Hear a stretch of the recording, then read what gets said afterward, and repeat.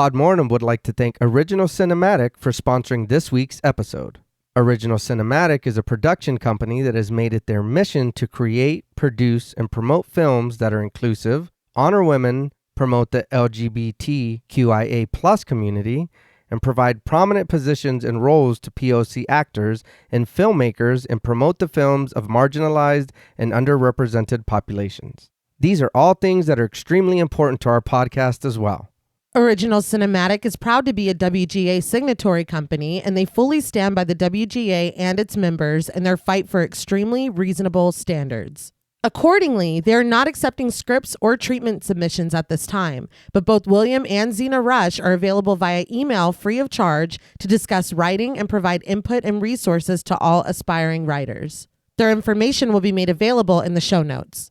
Ahead of the strike, William Rush has individually produced numerous projects, including Coffee with Baba, Day by Day, They Slay, Before, Pack is Here, Abiquiu, The Winemaker, and Where Do You Draw the Line? 2 feature films, Group and Immersion, are slated for release this fall. Absolutely no picket lines will be crossed, and no collective bargaining agreements will be violated in the making of either of these films. And very generously, Original Cinematic is providing all Podmortem patrons with a special link to view these films. If arrangements can be made, they will even schedule a virtual or in-person screening for our patrons. We cannot thank Original Cinematic enough for their contribution to our show and the horror community as a whole. Now, back to our regularly scheduled program.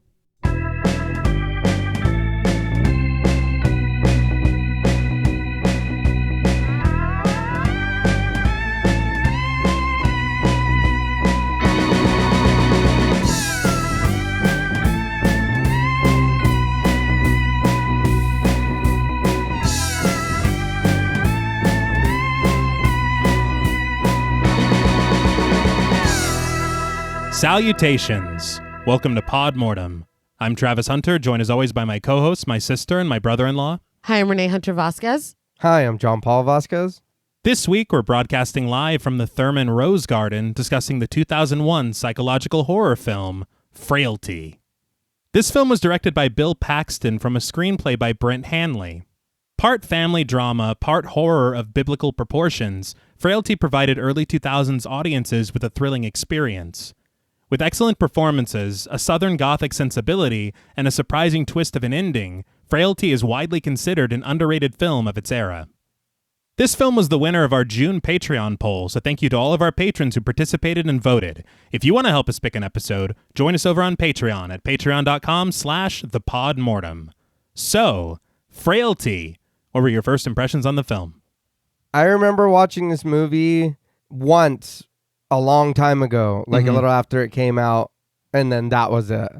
And then I watched it with your sister, and there's times, and I get it could be a little frustrating. I'm like, I don't know what that is.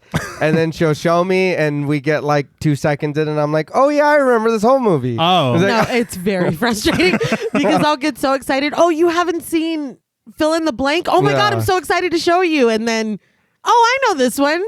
He blah, blah, blah. I'm like, you motherfucker. It drives me crazy. Well, Shrugs it off. You know. Well, whatever. Hey, I try. I'm a goldfish, all right? I got no memory.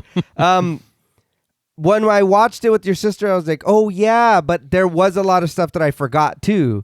So watching it again, I was like, oh, shit. And then watching it for the show, there also was other things that I noticed. And I was like, oh, all right.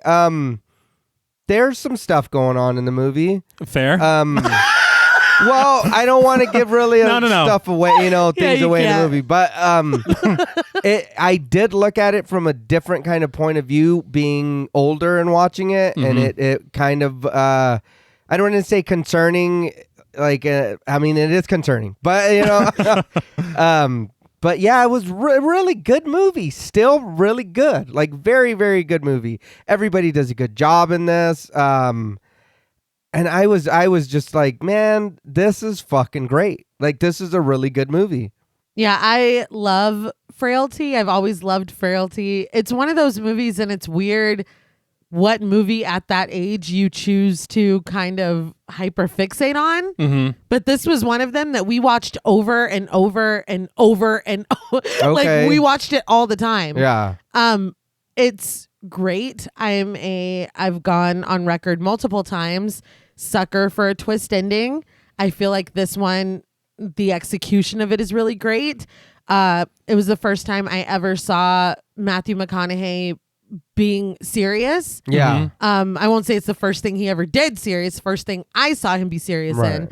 And then it's like He's got oddly defensive. well, because people are gonna be like, Well, was he actually- yeah. right. It's like, yeah, I know, okay. I was 12 when this came out. Give me a fucking break. Yeah, I was gonna say this is what 01? Yeah. I was this not a well little- versed this in was Matthew McConaughey. Sometime. But There wasn't a lot of McConaughey to be well versed in. right. Yeah. Unless he made 50 films. I don't know. Shut up, Dave. Sorry. Dazed and confused.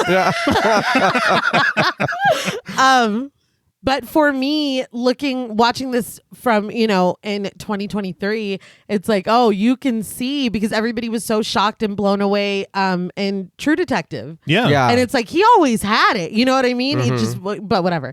The one thing that I will say, and I still really love this movie. And I know that at least part of it comes from that hyperfixation and really like adoring it when I was younger. But I think that it is like you said in your intro, incredibly underrated.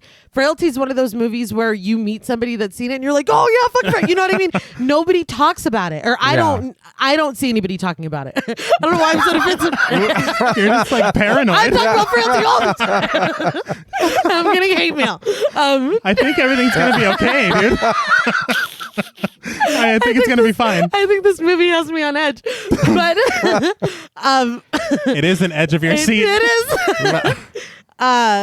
John Paul, last night, you kind of vaguely said here about kind of taking it in a different way now that you're older. And you mentioned something last night, and then when we met up this morning, T mentioned the same thing, and it's kind of like kind of fucking with me a little bit. So I'll be honest, I'm still processing that as we're sitting here talking because, and obviously we'll get to it, but it makes the film kind of infinitely scarier. Yeah.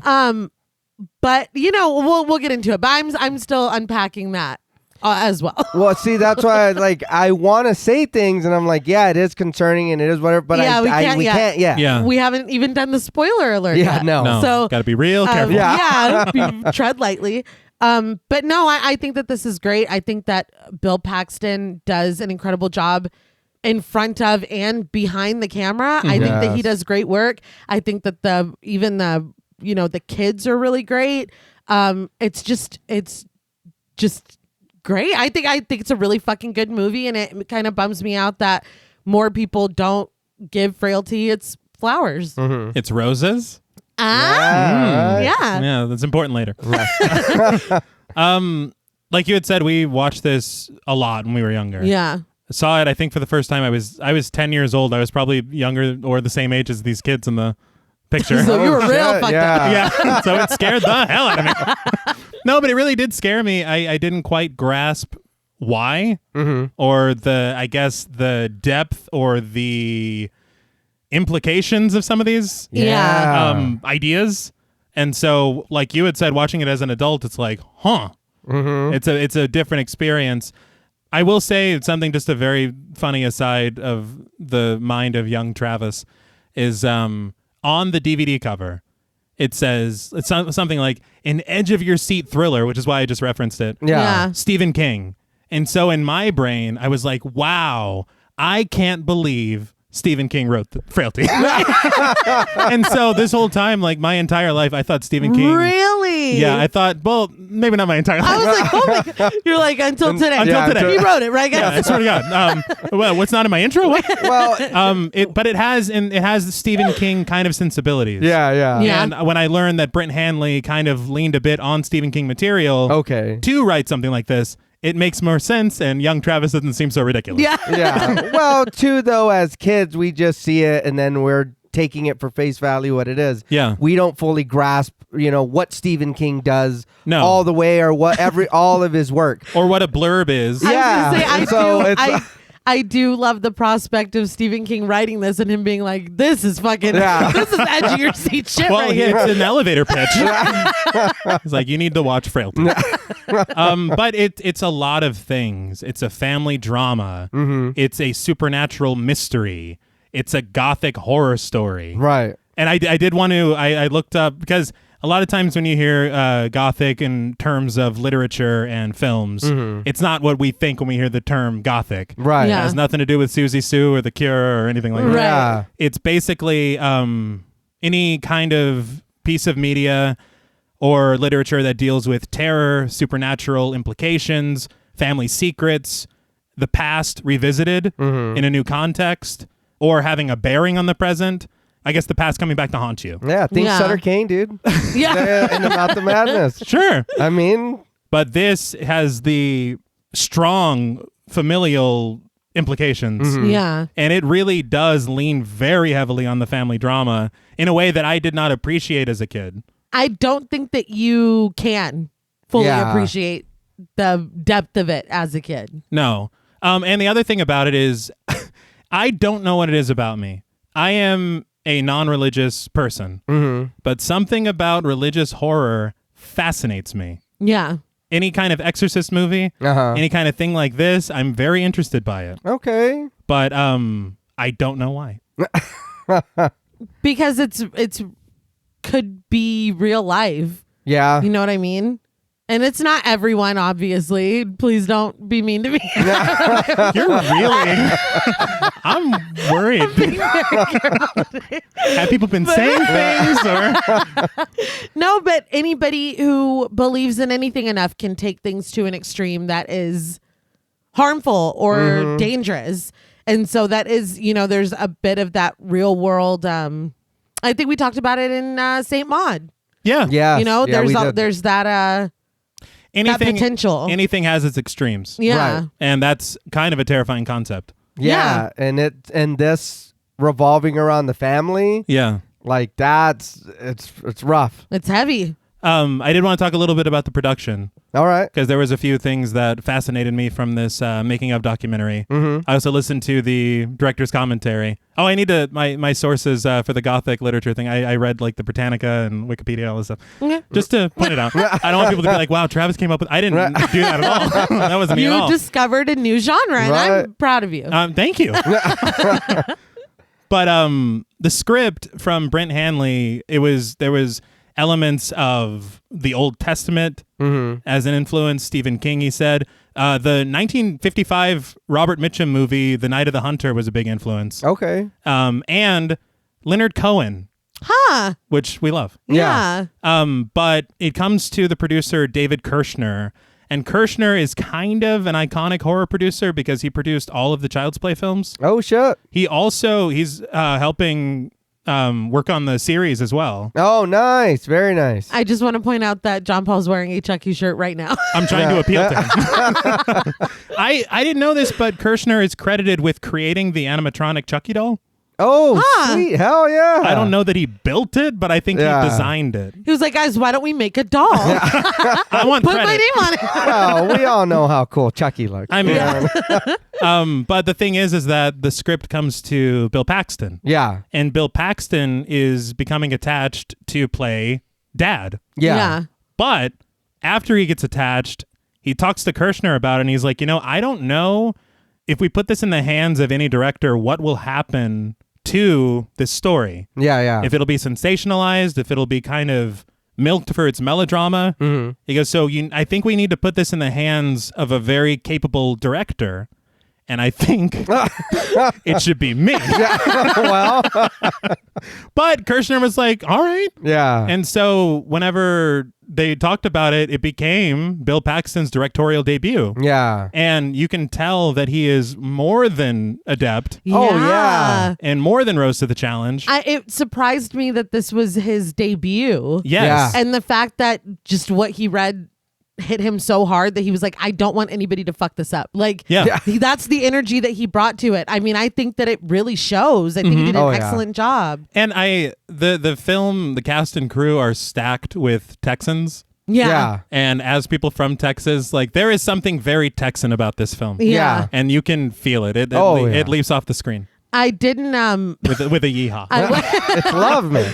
I was a little bothered that they named the town Meat. That's a problem. Yeah. I was like, oh, we're fucking jokes to you. But you're also Texan. Yeah. Now, before we destroy this film, we would like to issue a warning for spoilers. Pod Mortem is a very in-depth podcast, and in thoroughly discussing horror films, we have no choice but to spoil a thing or two. If you don't wish to be spoiled, please go watch the film, then come back and enjoy the show. If you've already seen the film or don't care about spoilers, let's work through our list. So the film begins with the opening credits in white, over sepia-tone photographs that fade into the frame from blackness and interlay over each other. My first note is that it's funny to me because I feel like in the early 2000s, we got a lot of openings like this. Yes. Oh, yeah. Where you have credits, but then you have a bunch of shit going on in the background. It was just like decoration to me. Like, I feel like I did not fully comprehend that they're laying out very important shit in the background because this is all very important. I think I was just entranced by it. Yeah. No, I will be honest, I didn't pay attention to it because of that. Yeah. I was like, well, this is just of its time. It's just for me to keep my attention while they're showing me all the players in the movie. And it's like, okay, that's fine. I really didn't. I was just like, it's like come on. You take it more as like tone. Yeah. You know? And we said the same thing on Identity. Yeah. Where it's like, they're telling us everything. God. Identity, they give away the whole movie. Yeah. And we're just like, all right, sure. Cool. Can we get to the motel? Yeah.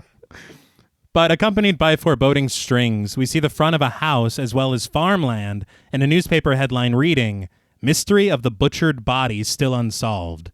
This is followed by a man in a suit and a hat pointing out to the land before transitioning to what appears to be a forensic investigator analyzing skeletal remains.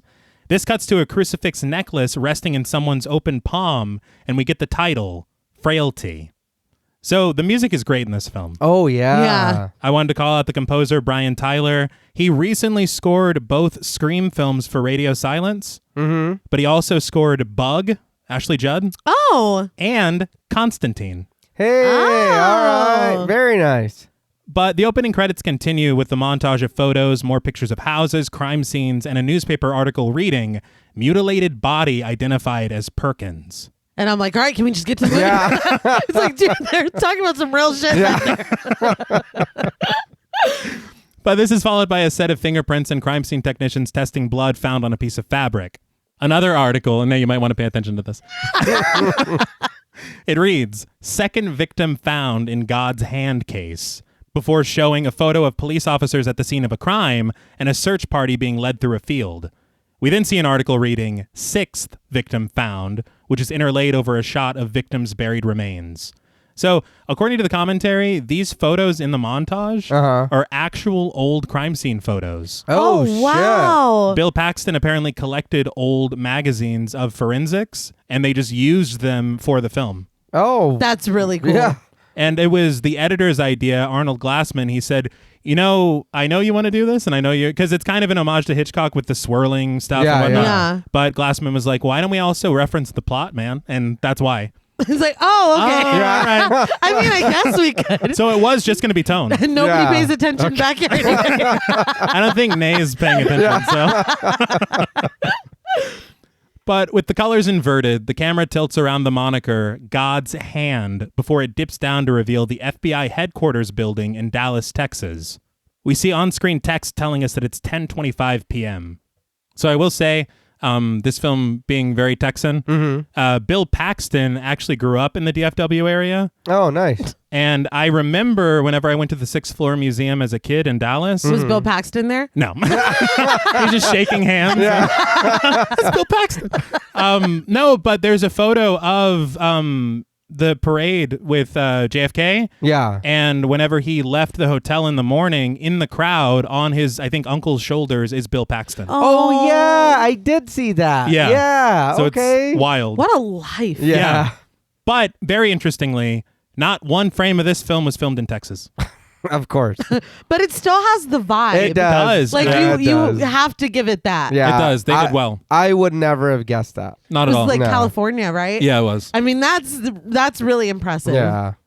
But a car pulls into a parking spot in front of the building, and out steps FBI agent Wesley Doyle, played by Powers Booth. It's Curly Bill. Yes. Oh, yeah.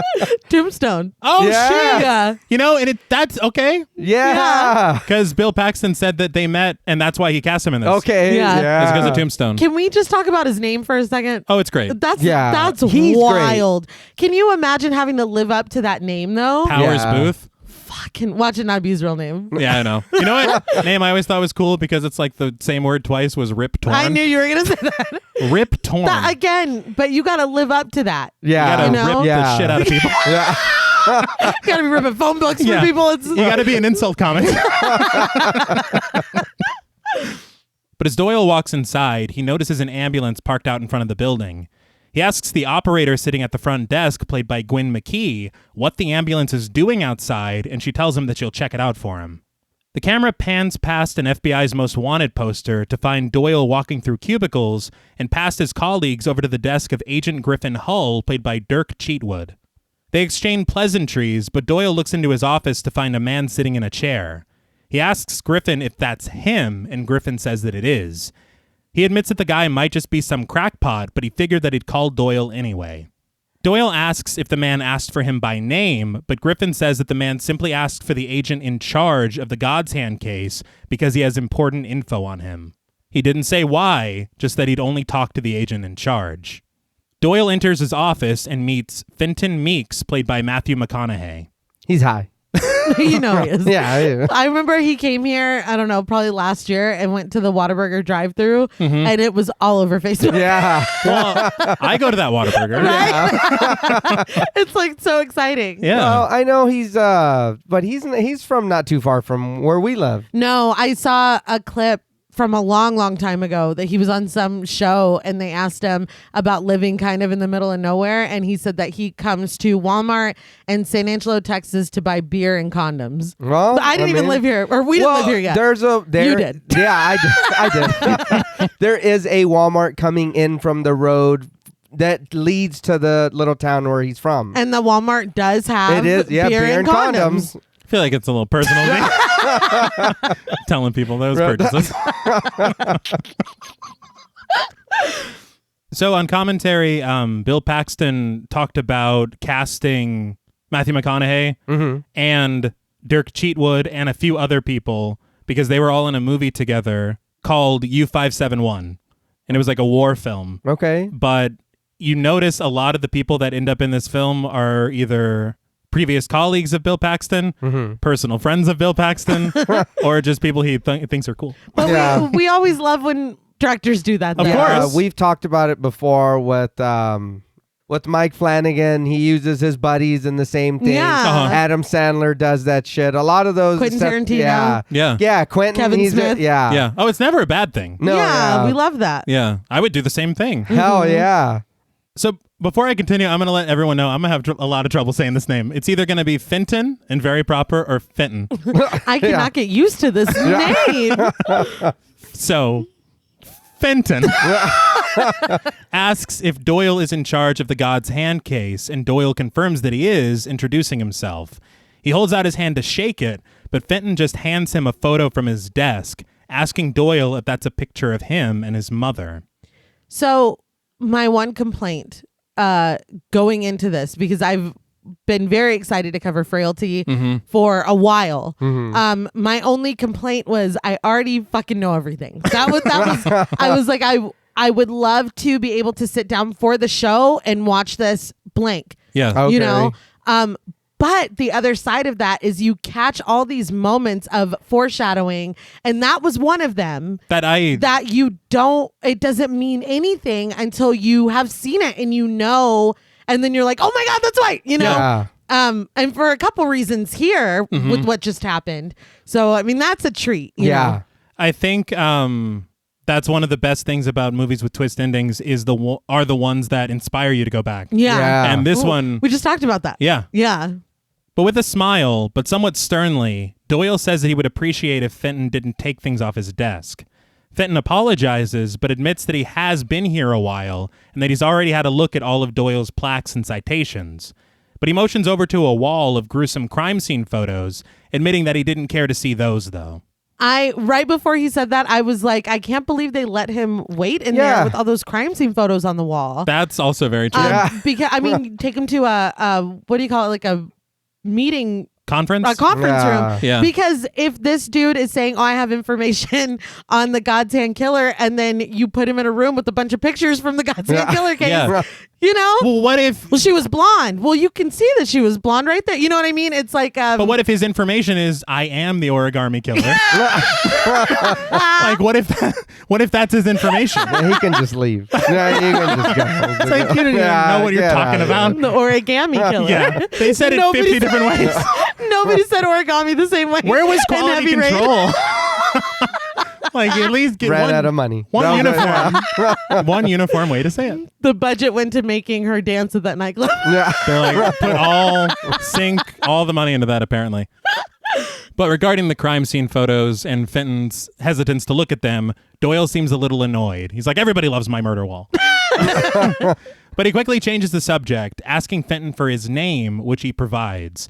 Now, it is very important, if you've never seen this movie before, the key to enjoying this movie, if you're seeing it for the first time on Amazon Prime, or feel like browsing IMDb, don't do either. Yeah. Because if you pause the movie on any moment, you're going to get something you don't want to see. Yeah, I was appalled.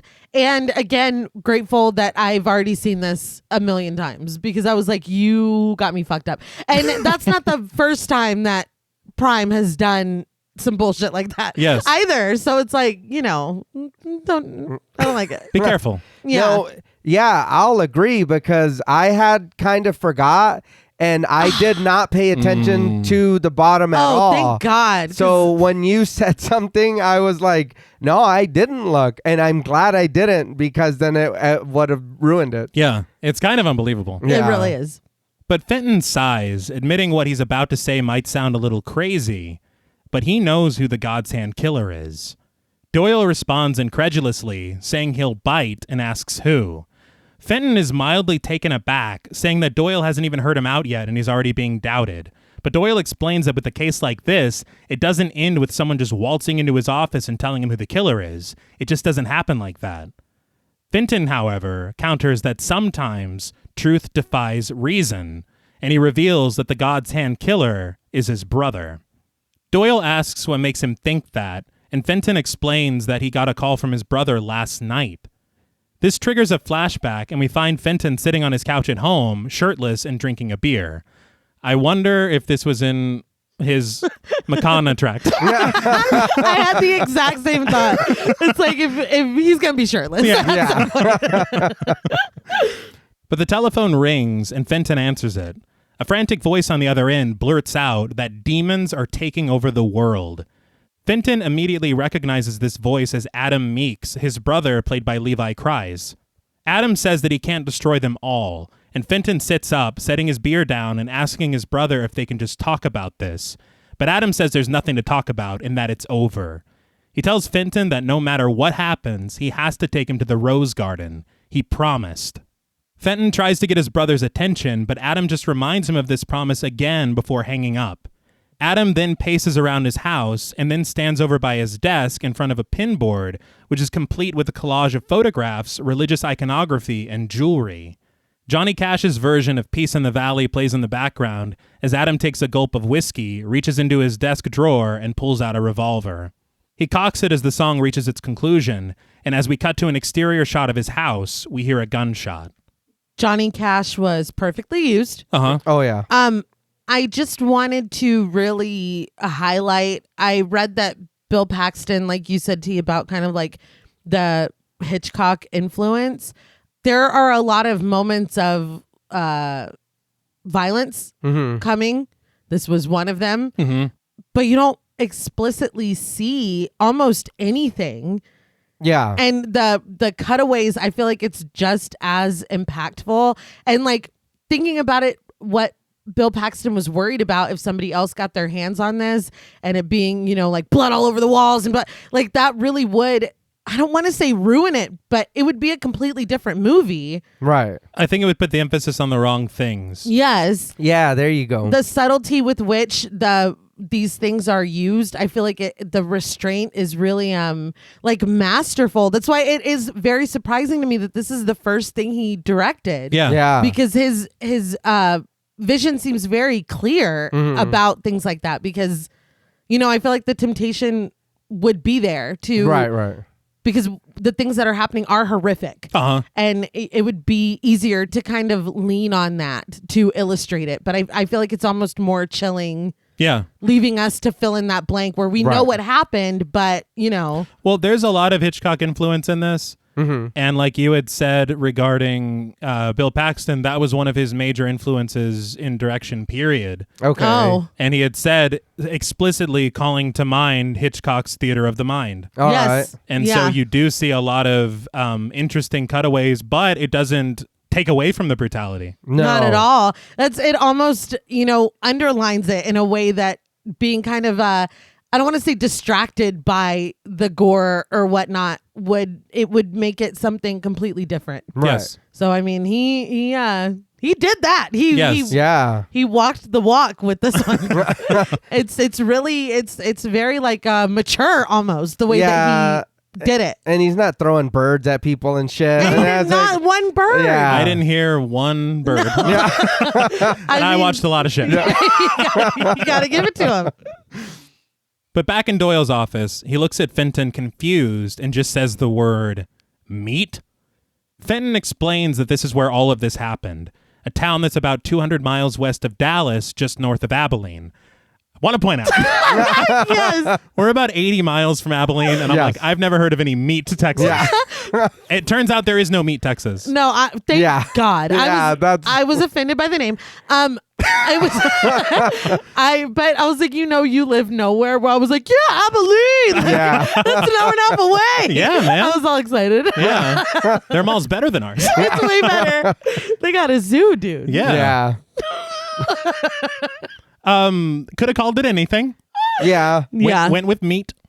Yeah, that's a bit odd because there's so many different communities and counties and all kinds of shit in Texas. You could have named it anything. Yeah, You could have named it a kind of like brisket, Texas. Yeah, even I'd that. believe it. No, yeah. Definitely. Be more specific. Yeah. Be more delicious. Yeah. But the thing is that barely any of this film really takes place in meat.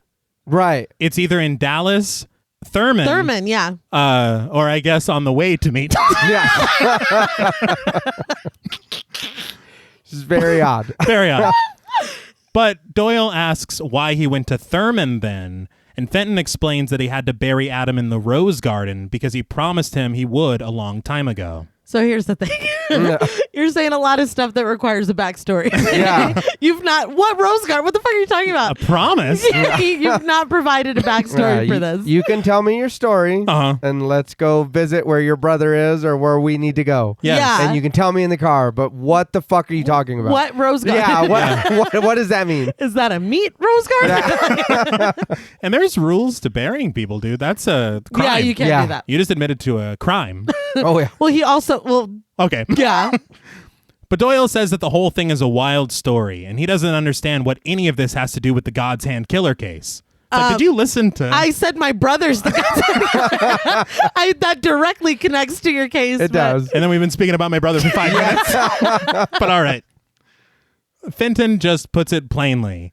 Adam is the God's Hand killer. He's the man they're looking for. Doyle is kind of a dick about it, though, asking if Adam told Fenton that before he asked him to take him to Thurman, because he left that part out. That was my next note, is why are you being so rude? And regardless of whether you believe, fully what he's saying or if you're confused or whatever, this dude did just lose his brother. That he's just told you that. Yeah. And you're being very rude. Well, he told him that, but how does he know he's telling him the truth? Yeah, but How about I mean, I know he is. Hey, no, I agree. Yeah. He is being a dick, but I mean, also you just came in. It's 10:30 at night. This dude's telling you some shit. What are you talking about, dude? Like, what the fuck? Everyone has different interview and interrogation techniques. I'm just saying I don't like Doyle. Oh yeah, no. I feel like you need a partner. Yeah. This is not working out. Honey. Yeah. I meant flies with honey. I didn't just want to talk about honey for a second. But Fenton stoically replies that he hasn't finished his story yet, and Doyle's like, oh, there's more. Yeah. Fenton just says, yeah, there's a lot more. Well, start talking. Give him some time. But Doyle excuses himself from the room to make a phone call. So I want to ask real quick. I know, Doyle's being a little rude, but how long are we going to entertain this for? Well, I mean, the story's just started. It's very interesting. Right. If this is my case and I cannot find this dude and somebody just walked in with potentially a bow slapped on it, right, I'm entertaining it. Maybe not alone. The things that he does later, I wouldn't be doing that by myself. Okay, yeah. But yeah, no. I would entertain it. Tell me what you have to say. Where does your brother live? What, you know what I mean? Yeah. We're gonna invest. I don't care that it's 10:30 at night. No, I agree. This is my case, and I'm locked in, and I would be a lot nicer. He really did just blow this case wide open. I'm saying if you're telling the truth, it's done. You can take down your fucking murder wall. But we see Becky, played by Missy Kreider, sitting behind the desk at the Meat Sheriff's office. She answers Doyle's call and tells him that the sheriff isn't in when she's asked. Doyle just explains that he has a man named Fenton Meeks in his office, and Becky reacts immediately with disbelief, asking what Fenton is doing there. Doyle is surprised that she knows him, but Becky tells him that Fenton caused a ruckus in Meat earlier today, which ended with him stealing an ambulance and his brother's body. That's why I was like, he did worse than just the bearing thing. He stole the body. Ambulance. I will say, her reaction is very strange to me. What's he doing there? Yeah, like she's making it like I haven't seen him since high school. Yeah. But it's like he stole a corpse. Yeah. That's a lot more important. And an ambulance. Because a little bit, boys will be boys. Yeah, well. Some of them steal ambulances and bodies and whatever. Yeah. Here in Brisket, we do things. We take care of our own brisket. Those old brisket boys or whatever. We take care of our own brisket. In Brisket. Oh, okay. Fair enough. BYOB. Yes. Smoke it slow. That's our motto in Brisket. It's on the town Low side. and slow. So we're eating his brother. Yes. All right. We're now cannibals. Yes. We're cannibals here in Brisket. That's how she answers the phone. Doyle's like, what the fuck? Get out of my office. But Doyle looks over to his office window before rejoining Fenton. Fenton asks if his story checked out, and Doyle says that it absolutely did. Fenton then asks plainly if that means he's under arrest, but Doyle says that the sheriff in Meat is willing to overlook the whole thing so long as Fenton brings the ambulance back. They take care of their own in Brisket. And Fenton just remarks that you gotta love small towns. See? Low and slow, baby. But Doyle is still confused, though. Why would Fenton go through all this trouble just to come and confess this to him? Fenton just says that he's here because he can't live with what he knows anymore. Very important line. Mm-hmm. And it really feeds into something we'll get back to in the third act. Mm-hmm. But Doyle, almost suspiciously, asks exactly what Fenton knows. Fenton just leans forward, looking at the photo of Doyle and his mother again. We see a younger Doyle standing in his uniform with his mother, played by Betty Gurul, holding a certificate from the FBI. Doyle confirms once again that yes, that's his mother, and when asked, Fenton tells him that they have the same eyes. Doyle just changes the subject again, asking how Fenton knows his brother is the God's Hand killer. Fenton says that he knows it was him. He says it all started back in Thurman. So you've known this whole time, man? Well. We're not talking about that. No. Why can't we just act like we're in Brisket and you just you can't. Let's just play a harp and go back to 1979. And Paxton resisted the urge to play Smashing Pumpkins 1979 over this. You know, so again, because I would have succumbed to the temptation. I honestly, I want him to. I love that track. That's just the end of it. But we crossfade to the blue sky of Thurman, Texas in the summer of 1979. The camera dips down to show a school bus slowing to a stop to let out young Fenton and young Adam Meeks, played by Matt O'Leary and Jeremy Sumter, respectively. If I may, okay. You'll indulge me for just a moment. Mm-hmm. I want to talk about Jeremy Sumter really quickly. I knew you would. Really, I want to talk about a movie he was in. So this was 2001, and just 4 short years in 2005, he would make a TV movie. I'm sorry. No. Called Cyber Seduction, His Secret Life. Cyber Seduction, His Secret Life. All right. One of the worst things I've ever seen. I watched it so many times because it was very funny. He's on the swim team and he gets addicted to internet porn, and it's like a cautionary, like, what are your kids up to movie? Yeah. Oh my God, I watched it so many times. I only bring it up because I want to know if any of y'all saw it too. Is this like a Hallmark movie? It was like a Lifetime maybe. Oh, yeah, okay. but man. No. It is a blast. You made me watch it with you. I remember it. Watching it on the phone with my friend Eric. I remember making you watch it. Yeah. And I remember watching it many more times after that. But yeah, did any of y'all see that? Like, and is it scary enough to cover? Can I somehow get it on the schedule? Hey, your birthday movie's coming up, dude.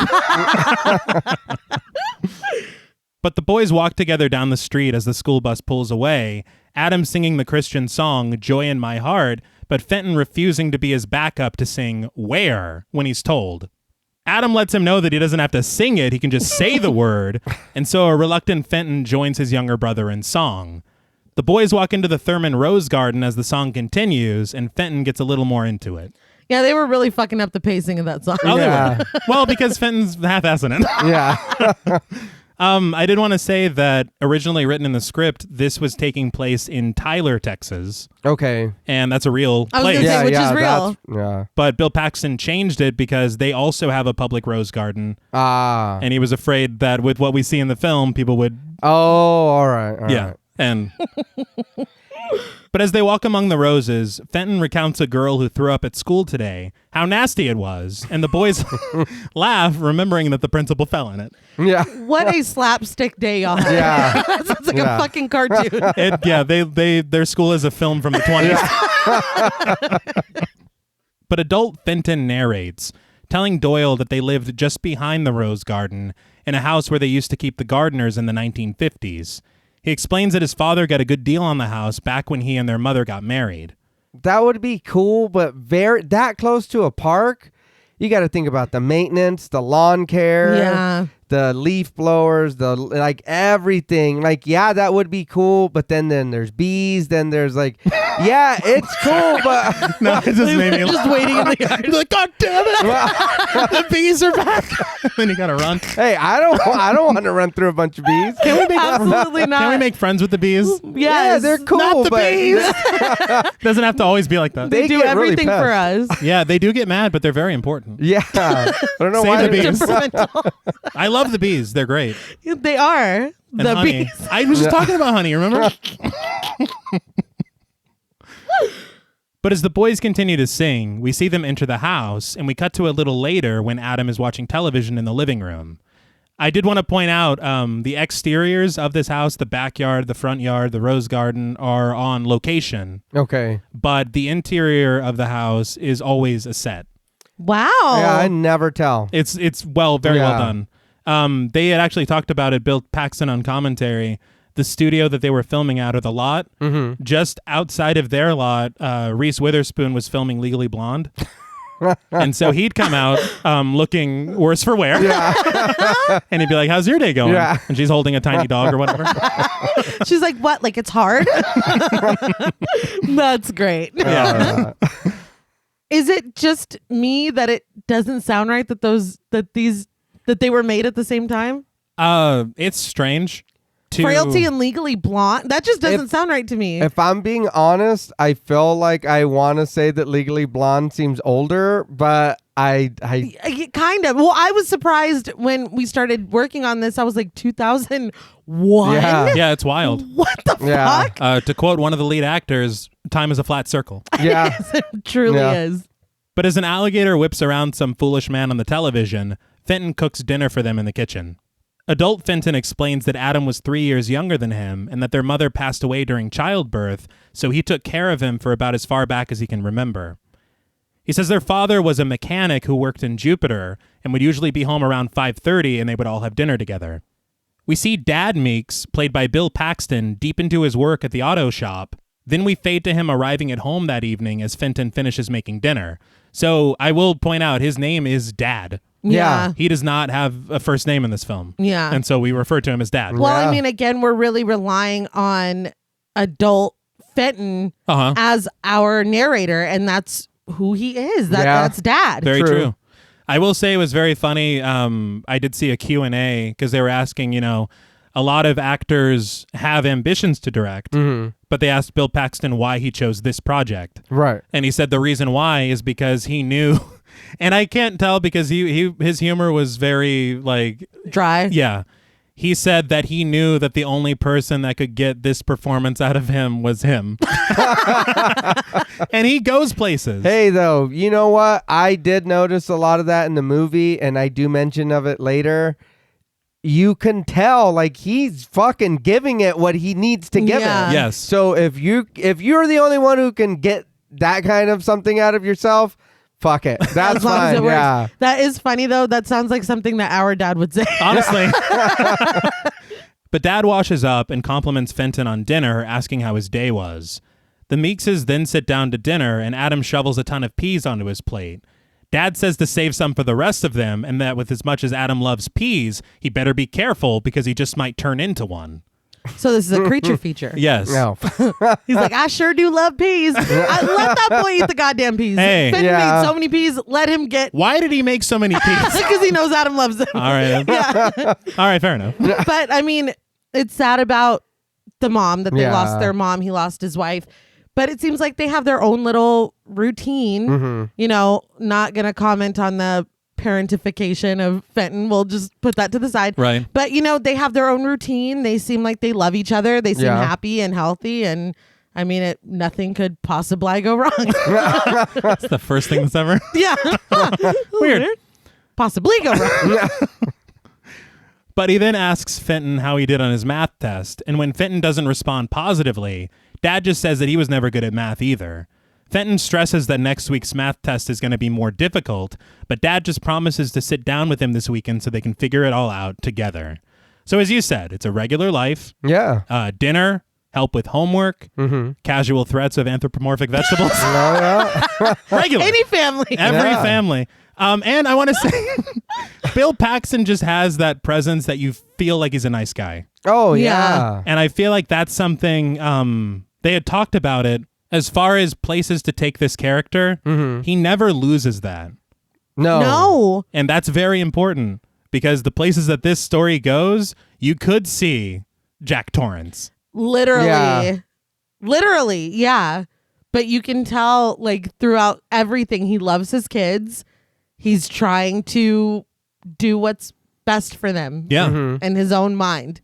But that night in their bedroom, while looking into a jar labeled Curtis that I think contains a centipede. Yeah, I don't know. I never saw the bug in there. No. So I assumed it was a tarantula. I read that it was people thought it was a centipede, but it was a millipede or the other way around. Which one's bigger? All right. Oh, no. All right. I don't want either of them. I'm good on both, honestly. But Adam asks his brother if they can go see Meatballs after school tomorrow. Fenton declines since they've seen it already and says that they can go see The Warriors instead. Adam says that they can't because it's rated R, but Fenton says that they can just sneak in. This is a very important character moment because when you think about which kid sticks to the rules and which kid is going to defy them. Yeah. That's very interesting. I was just distracted by the fact that he's like, we'll sneak in. And then Dad walks in the room. He's like, shut up. I mean, we'll sneak into the back of the church and pray. Or I don't know. All day. We're not going to go see, we weren't even going to see Meatballs even. Father. My dad. But Dad does walk in exactly at that point in time. But he asks his kids if they've brushed their teeth, and they say that they have. But Dad tests Adam's breath by having him breathe into his face. Dad reacts like a cartoon, collapsing dead from an imagined stench, which makes Fenton laugh. Adam goes into defense mode like Nay's been all day for some reason. But I did brush him. But Dad calms him down with a kiss on the forehead. He shuts off the lamp, remarking that he knows Fenton is too big for a goodnight kiss. And after talk of good night and bed bugs biting and whatnot, Dad just tells his sons that he loves them and leaves. Now in the dark, Adam really pushes to see Meatballs again. And Fenton tells him that he can go see it all by himself and that he'll go see the Warriors. Adam complains that he doesn't like seeing movies alone, so Fenton relents, and it will be Meatballs once again tomorrow. Yeah, just go with your little brother. Just go watch it, and then the next time it's like, no. We went twice. Uh-huh. Let's go watch the Warriors. More than twice, because it's like, we've seen it. Oh, well then, no. Yeah, you get one more. We've been watching it. Get one more meatball, and that's it. Then we got to sneak into the Warriors. I did read Bill Paxton had said, because in the original script, the movie, because it's 1979, the movie was going to be Alien. And that was going to be what was in the script, but Bill Paxton was in the sequel. And so he's like, right. Probably shouldn't say that. I would have been like, we'll go see Alien. And the next one, I bet there's going to be a real, great fucking dude in it. Real familiar. Don't put films in my hands, I guess. You're just talking into the camera? Nay. You're not even. These names could be Bill something. You're not even something Paxton. Not even playing Dad anymore. I know. But over a shot of Fenton in bed, adult Fenton narrates that this was their family, just the three of them. All of their parents' relatives had passed away, so it was only the three of them left. But he says they didn't mind and they didn't need anybody else. They were happy together. Until young Fenton stares up at the ceiling at the light fixture in the dark. It suddenly springs to life with light as Dad rushes in, frantically waking up both boys. He tells them that he has to tell them something. He calms them and sits down next to Adam. He then says that they need to listen very carefully because something has happened. Was anybody else surprised that this was the same night? Because I thought he was just giving us a little peek into their lives and then was going to say later what happened. But literally that night where we're all joking about being peas or whatever, joking about being peas. Turning into them. This weird Kafka-esque. That's a nightmare, really. Yeah, seriously. That same night. Yeah. I mean, it made it even scarier for me because it's everything was fine. Right. Well, I like that switch from normalcy. Yeah. And honestly, Doyle's like, I don't have time for... He's like, let me tell you about a random Tuesday. Yeah. You're saying this happened last week? No, get to the part with the thing. God's hand. But we flash back within this flashback to Dad asleep in bed. A baseball game is heard on the television as adult Fenton explains that his dad said that he had a vision that night. A vision from God. We see Dad waking up, rising in his bed as an angelic choir begins to sing, and a trophy on the mantle that appears to be an angel begins to glow from an unseen light source. It shimmers in the light, blinding Dad, who shields his eyes. Adult Fenton says that an angel came to his father that night and told him the truth of the world, revealing God's special purpose for him and his family. So, originally, they had in this scene a full-on angel materializing in Dad's bedroom. And they realized that maybe that's a bit too much right now.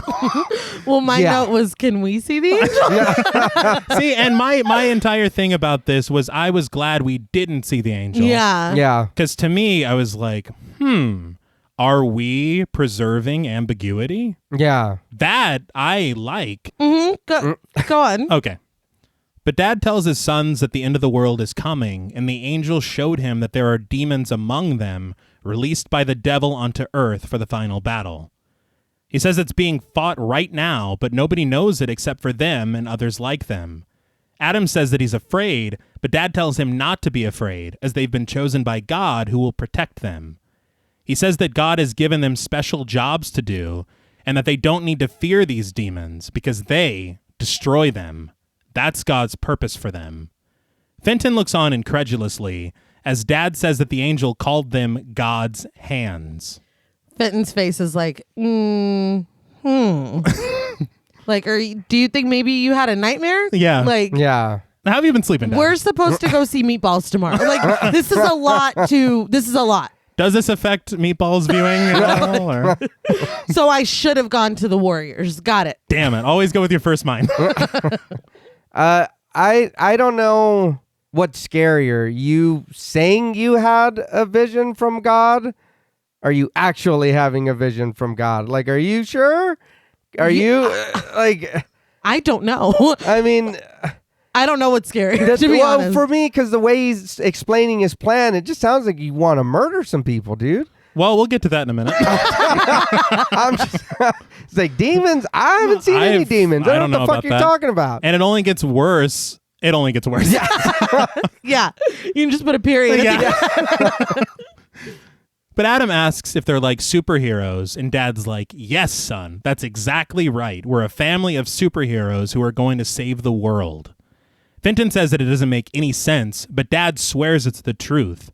When Adam asks him what their superpowers are, Dad explains that they can see demons while other people can't, and that God will be sending them 3 weapons to use to destroy the demons. Adam asks, magical weapons? And Dad goes, I imagine so. Is there any other kind when you're God's hand?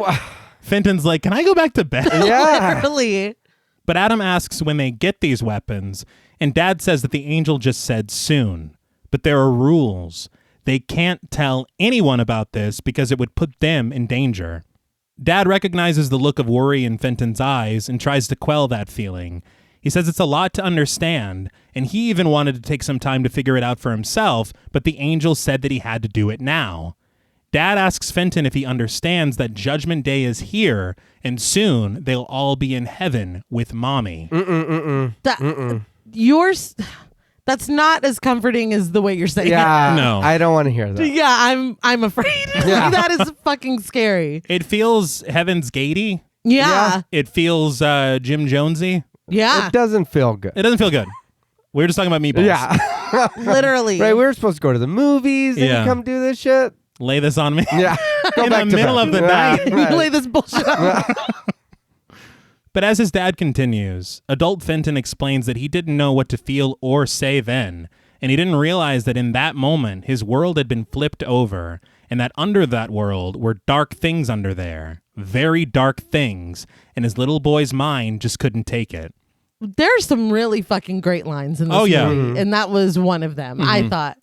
I also appreciated the cinematography in this section. Bill Paxton pointed out that whenever he worked with this artist, David Ivey, and they designed all these really intricate storyboards, and when you look back and forth, he followed the storyboards to a T. Oh, nice. But this scene was supposed to be Dad on the bed with both Adam and Fenton. Okay. But the way that it's shot and shown in the film is you see the seeds of division already being sown. Yeah. Yeah. And wow. The camera pulls back on Fenton. The camera pulls back on them. It's them getting further apart.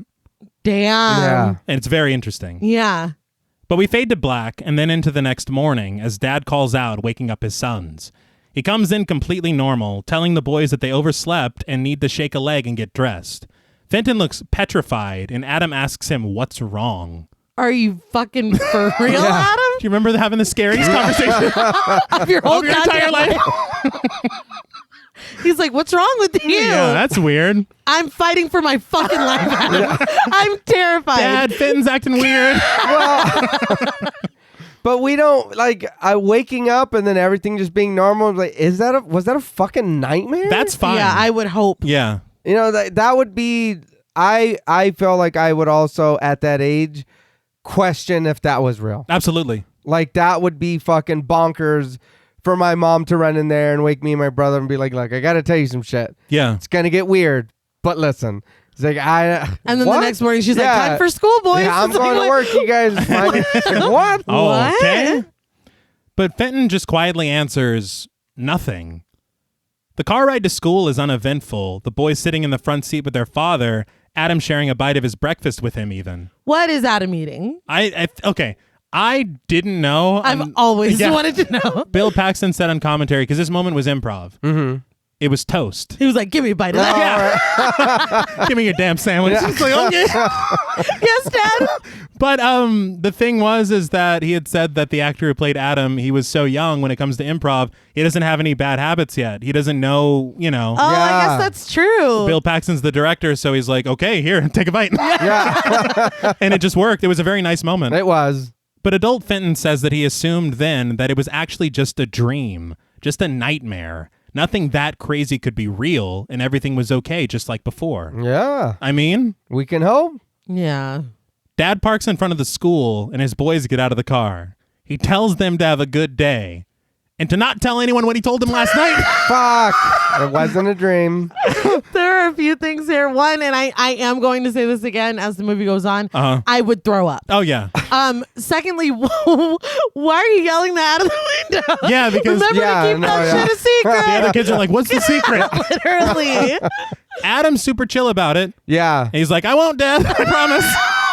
But Fenton stands there frozen. Well, yeah. God, how much would that fucking suck?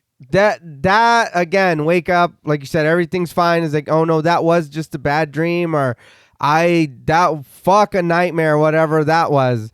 And then just like everything's fine, and right before you gotta go into school to focus, learn, see your friends, whatever, it's like, hey, don't tell anybody that crazy shit. It's like, dude.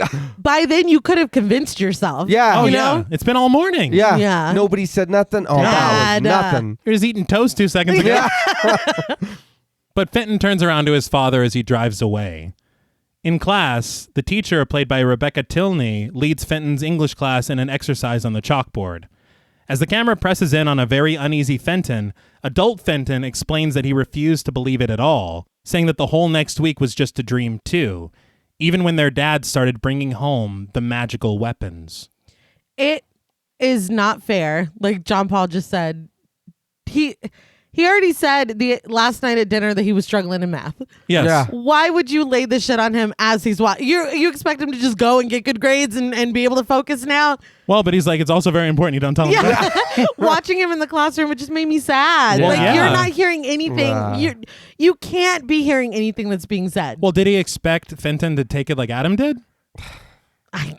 Because Adam's like, later, Dad. Well, because I think that he sees this as such a wonderful thing. It's not something to be worried about. It's not something to be afraid of. Mm-hmm. It's Judgment Day. We're on the good side. We're gonna help God. Why are you upset? I think he's like, remember, guys, we have this amazing secret. Like it's like, damn, dude, I'm struggling. And we're not even there. No. But he says his dad was on his way to work when God called to him. We see Dad driving down a rural street, but something forces him to stop. He glances over to see a barn in the distance, a beam of light reaching out from the sky and in through the roof of the structure. That's God's finger. He's Just pointing at it. You know, I was going to say, I always thought sunbeams were cool. Yeah. That's about it. That's as far as I got. They are cool. They're very cool. That's not what I see. There's a quest or an item I need. There is no. It's a side quest. Yeah. The beam of light was CG. Right. They did say that they found this barn at the end of the shoot. Oh, wow. And so him coming up to the barn is one of the last things they shot for the entire film. Nice. It works, though. It does. And it was a farm, I think, outside of Bakersfield, California. Okay. But it doesn't feel that way at No. all. It sure doesn't, because we travel roads just fucking like this all the time. Mm-hmm. But through the light beams, Dad travels over to the entrance of the barn to find an axe resting in a tree stump next to a pair of gloves. In the light, we see the name Otis etched into the axe handle, and the music grows tense. I read something interesting about the name of the axe. Okay. Mm-hmm. And tell me if you heard this on commentary, because I read it on IMDb and I tried to confirm it, and it was also mentioned in a Dread Central article. Okay. But that article cited its source as IMDb. So what I read was that Bill Paxton saw, I think it said in like Pasadena, there was an unhoused man outside, and he tried to give him money, but the man didn't want a handout. He didn't want him to just give him money. So he learned his name, Otis, and paid him to be able to use it in Frailty. If I'm not mistaken, I think that's in the production notes. Okay, so it is true. I was hoping it was true. Yeah. I like that. But so he paid him to use his name. And then I read on like Reddit and stuff, people were like, Otis stands for only the innocent survive. I'm like, where did you get that? Well, fuck. See, now you're just making shit up, dude. I was like, good That's Lord. what their axes stand for. Oh, no. Just gonna back away. Yeah. I think what I remember reading is they said that they wanted this axe to have a, I guess, history. Putting the name on there also gave it a bit of character. Yeah. To where Otis exists as its own like entity. Yeah. Yes. And so that was the other reason why he wanted to give it a name. Yeah. But later that day, Dad lets Adam hold the axe in the kitchen, but says that he still can't understand what the gloves are for. Fenton stands in the foreground looking very uncomfortable. The camera presses in on Fenton in class again as adult Fenton says that it was just a long, long dream. Man, to be in the kitchen and having your dad talk about like, oh, look at this axe we're going to kill demons with, and seeing your little brother hyped up or your younger sibling and it's like, hey, I'm uncomfortable that he's so on board with this. I mean, I know. Yeah, right away. And even worse when he does in a minute. No. It's like, God damn, Adam. No, but that's what I'm saying. It's like, what the fuck? Do you know what this means? Yeah. Like, do you understand what you're saying right now? But back at home, as Fenton and Adam are watching television, Dad rushes in, placing something wrapped in a rag onto the table. He calls the boys' attention to it and unrolls the rag, revealing it to be a lead pipe. I'm sorry, I have to admit, I laughed. And the reason I laughed is because we're talking about magical weapons. Right. And he's like, I found this pipe. It's a lead pipe. Well, I'm like, look, at least an axe is poetic. This is a pipe, dude. Unless we're playing a game of Clue. Well, I want fucking nothing to do with this. well, It's getting worse and worse. I don't like this. the way I explained it or the way I took it was he wasn't supposed to find the axe yet because that's an upgraded weapon. He went on a side quest and got it. See, that's his fault. The pipe is your starter It's the weapon. main story, yeah. And yeah, he did the side mission first before he did the actual campaign. See, you gotta level up. You gotta level up. You aren't ready for it. That's why Fenton's confused. He's like, I don't know what the fuck. What Which story am I following? Now he's bringing home a pipe. Yeah, he's like, what? We've downgraded? Yeah, the Raiders. We were supposed to help that farm. He's like, what? You don't even know what the gloves are for. Yeah. Another settlement's in trouble? Yeah, What is going on? But he says that they've got them all now, and it won't be long because the angel returned to him last night and said that God would be sending a list of the first 7 demons soon. Fenton stares on as adult Fenton says that he knew none of it could be real and that he just had to wait it out. But that night after dinner, Dad calls Fenton away from the dishes and back to the dinner table. Fenton reluctantly joins him as Dad lights up a cigarette. He apologizes to Fenton and acknowledges his difficulties in adjusting to everything that's happened this week, but he says God has willed this and Fenton must obey God. Fenton tries to explain it away as a dream, but Dad says that that's not what happened. He would never make up anything like this. Fenton then struggles to give another theory. Maybe Dad isn't right in the head. Dad just chuckles, promising that it all happened, it's all true, and he'll see it all soon. But the real reason for this little conversation is because Dad has spoken to the angel once again, and he got the first list. First list? Yeah. How do you respond to that? I don't know. Can I go back to doing the dishes? Yeah. Literally. Right. Remember when we were going to be a P or whatever? No, turn Adam into a P. Yeah. That'd be better. That's a much lighter story to deal with. Yeah, a list. And then the third act, we can turn him back into a boy or whatever. Back into a boy. I mean, it's much lighter, I think. But as he passes a notepad over to his son, adult Fenton explains that the angel came to Dad while he was at work. We watch as Dad slides under the car and goes to work on the undercarriage. As sparks rain down around him, he stares in awe as the car parts slowly get further and further away, transforming into the high ceilings of Notre Dame Church. Looked pretty good for 2001. It did. Yeah. And like fucking creepy. Yeah. Mm-hmm. As light rains in through the windows, the angel, played by Edmund Scott Ratliff, glides down on his wings, clad in armor. Ratliff was the assistant prop man for the film.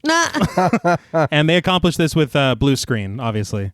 No, they really went to... Yeah, it looks good, though. It does. I will say, for whatever reason, I never thought that the angel was a real person. Mm-hmm. It always looked like almost like PS2 graphics for me. And I don't know why, because there was something in his face that just did not seem real. PS2. Kinda, yeah, I know, I get it. Kind of like when you're playing Street Fighter and you lose and you're at the continue screen and it's just like, oh, wow, that guy's talking shit to you. It's like, dude, come on. Like, because they have like, were you that. in Frailty? Yeah. I remembered it being like a drawing or like something out of a See, book. that's what I thought it was. Maybe something like that. But learning that it's a person, that looks cool. It looked like the animation level that they had with Beowulf. You remember that flick? Oh, yeah. That's remember that picture? Right. Remember that flick? I don't think I ever watched it, but I know what it is. Oh, yeah. But I'm aware of it. We watched it in school when the teacher didn't feel like teaching. All right, wow. Like, watch Beowulf, shut up. But this is dangerous, though. Tripping under a car when you're working. Well, I don't know. Tripping. He's like, you're carrying heavy tools. So I was like, he's just warged out under there.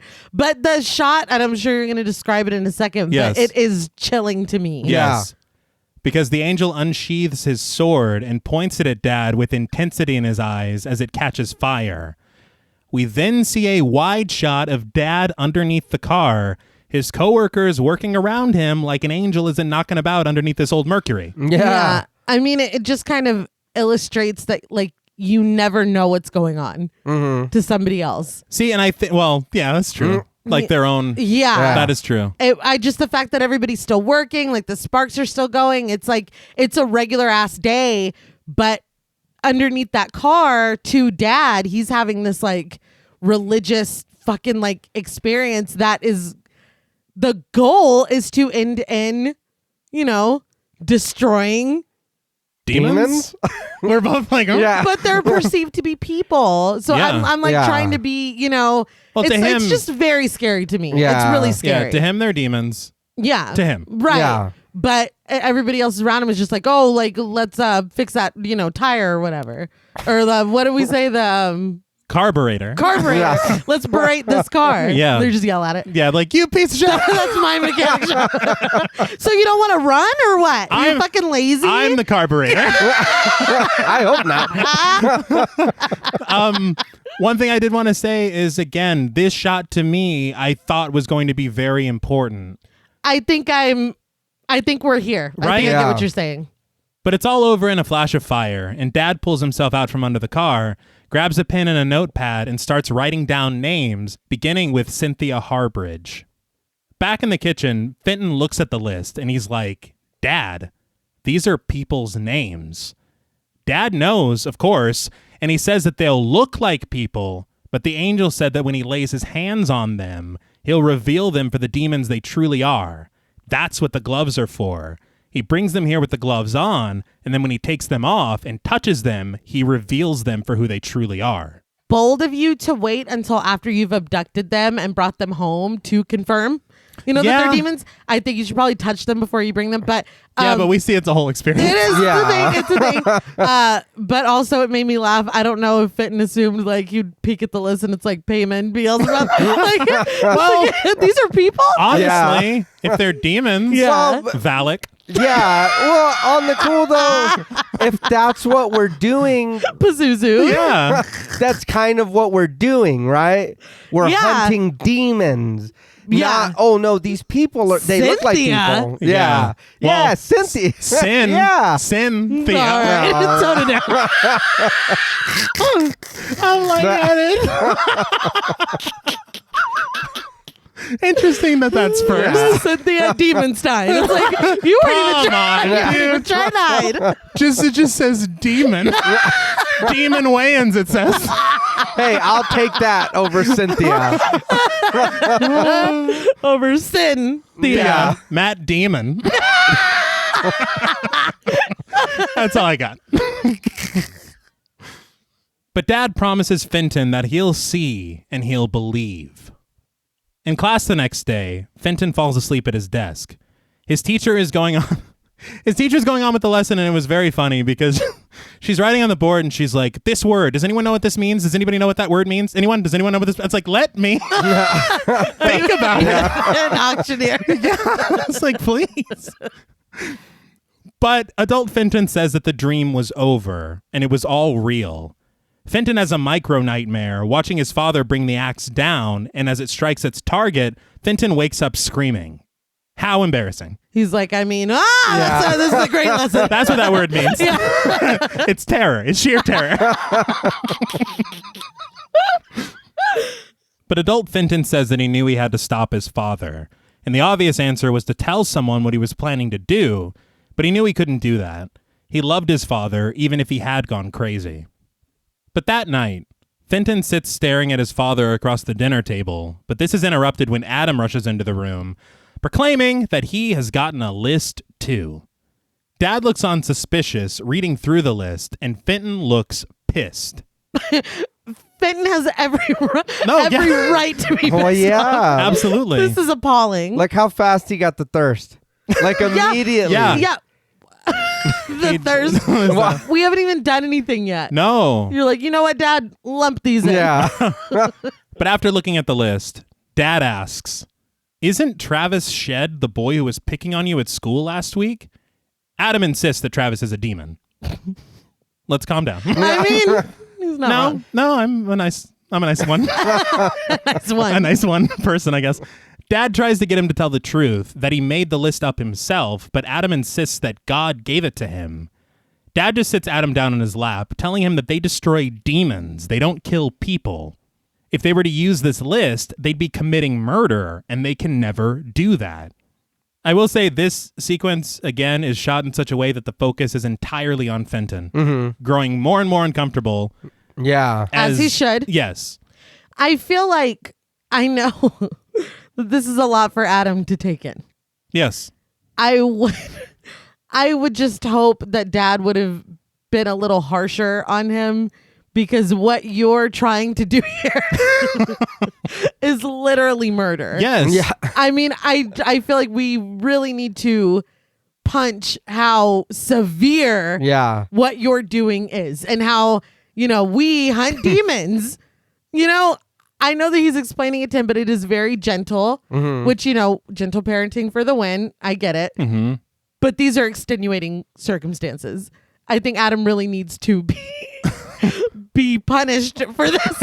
Well, that's what I'm saying. Like, no TV, something, dude, because he's just like, now run along, you little scamp. It's like, no, what you did was really bad. Horrible. He just picked 5 people that he didn't like. Yeah. And that's who we're demon hunting. I'm going to go kill them with my dad. That's unbelievable. Yeah. I'm like, I don't know. Punishment. No dessert. It's the thirst. I don't know. He's doing it though. The thirst. No more your alligator show for 6 months. 6 months. Hey, you gotta lay down the law. That was real bad. It was real bad what he did. But Adam apologizes, and Dad tells him that he just needs to have a little patience. God will send him his own list when he's older. Fenton's face is just flabbergasted. But Dad just sends Adam off to go do his homework. Fenton now knows what he has to do, and we see him the next morning standing outside of the sheriff's station. Just as the sheriff walks out of the building, Fenton looks at him for a moment and then just takes off running. Not suspicious at all. That's exactly what I put. Yeah, that didn't look suspicious at all. No. Well, maybe he was just passing through and then he got scared and ran away. But that night, the boys sit together at the dinner table, picking at their food as adult Fenton says that night, Dad had promised to take them to the movies, but he didn't come home from work. They retire to their beds, shutting off the lights, and Adam asks when their dad is coming home, but Fenton doesn't know. Adam asks if he thinks that Dad is destroying a demon right now, but Fenton has had enough. He says that all that stuff is make-believe and that their dad just made it all up. I would be so scared when he didn't come home. Yes. Oh, yeah. You're, again, demon hunting. Mm-hmm. Right. But you're out there alone. When you were telling us it was the 3 of us, this and that, but now you're just gone. When you've been left to your own devices, you've either been talking to an angel or getting a pipe or getting an axe and gloves. no time when you kind of venture off on your own is anything good happening. Yeah. So you like straight up not coming home for dinner, I would be sick. I'd be horrified. Compounded with the fact that Adam is just locked the fuck in. Yeah. Like he said, say no more. Like he's just down. Mm-hmm. And Adam does disagree with everything Fenton's saying. Yeah. But Fenton explains that it's just like Santa Claus. And Adam remembers when they caught Dad putting all the presents under the tree last year, right? He tries to explain the gravity of it to Adam, though. Dad made it all up, but those names on the list are real people. Adam asks why their dad would make it up, and Fenton says that he doesn't know, but he thinks that they should run away. The brothers agree that they don't want to leave their father, but Fenton says that they might have to, because Dad is going to kill somebody. I really am still disappointed in Adam's behavior with his list. I feel like, how confusing must that be for your dad to be saying with such certainty this one thing, and then your big brother is like, he's crazy and we're probably gonna have to run away. Like, that is so conflicting and confusing and scary. It is. For especially as young as he is. Oh, yeah. Like, it is like, it's sad for everyone. Yeah. Like, this is just horrible. I do want to drive the point home just how young this child actor is, because they asked him what his favorite part of filming the movie was in a behind-the-scenes interview. And he said, I didn't understand anything that was happening. He Good. Goes, I didn't know what was going on. He goes, my favorite part of the movie was when I sang the song Joy in My Heart. Oh, Well, good. And it's like, all right. Yeah, Good. Because you shouldn't know what the hell's happening. Yeah, at all. Yeah.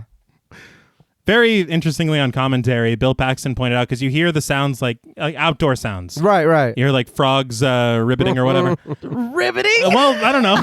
It was the performance was ribbiting. Yeah. But Bill Paxton had said that he had recorded the sounds of frogs outside of the house of Ivan Reitman. Okay. And that's where they got this sound. Ivan Reitman, the director. Right. Just the most random. That is very random. Didn't he do Ghostbusters?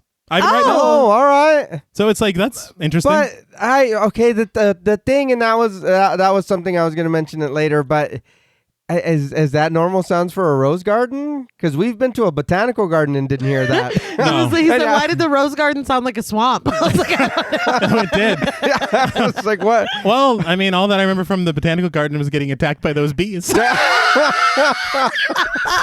the gang of bees. We're very friendly. No. It could have been frogs all over the place. And I'm like, oh, no, not the bees. They're in my eyes. Right, roll around on the ground. But later that night, Fenton wakes up when he sees the headlights of his father's car pull into the driveway. He goes over to the window to get a better look, but sees his father carrying something large inside of a sack over his shoulder and into the backyard.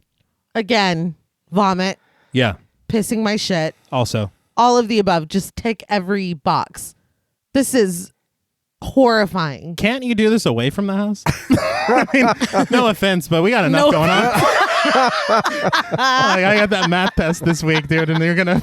I already told you I was worried about it. Yeah, but we all got to do it for some reason. The three of us. That's what, and I think I mentioned this later, but I feel like even with this being something that is supposed to be accomplished, handed down from God to angel to you or whatever. Yeah. I still feel like you were traumatizing your children by doing this in front of them.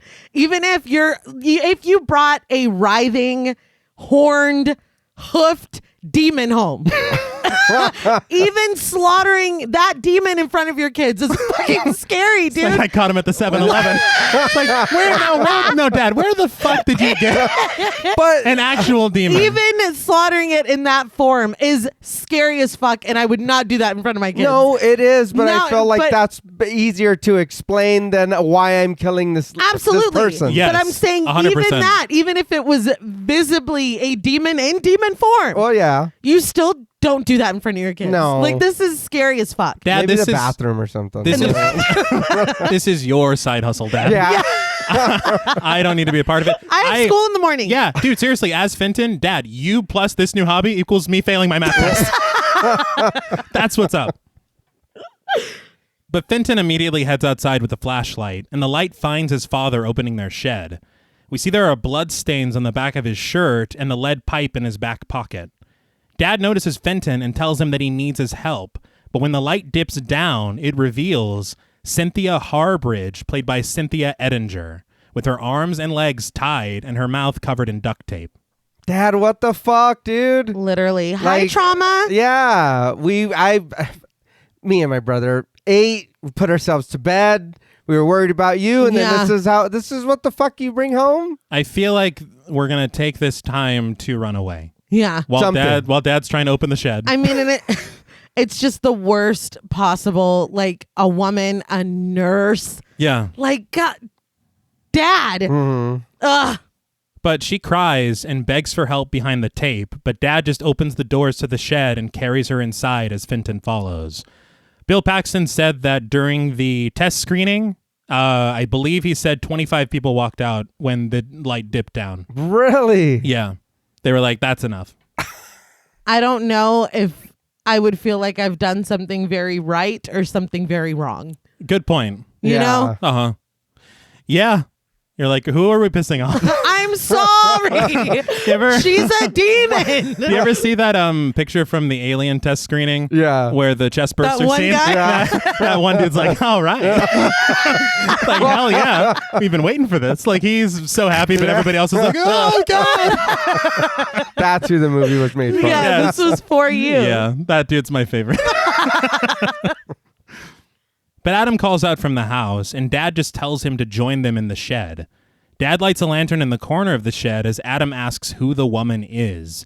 Dad answers simply, "That's a demon, son," and invites the boys inside, telling them not to be afraid.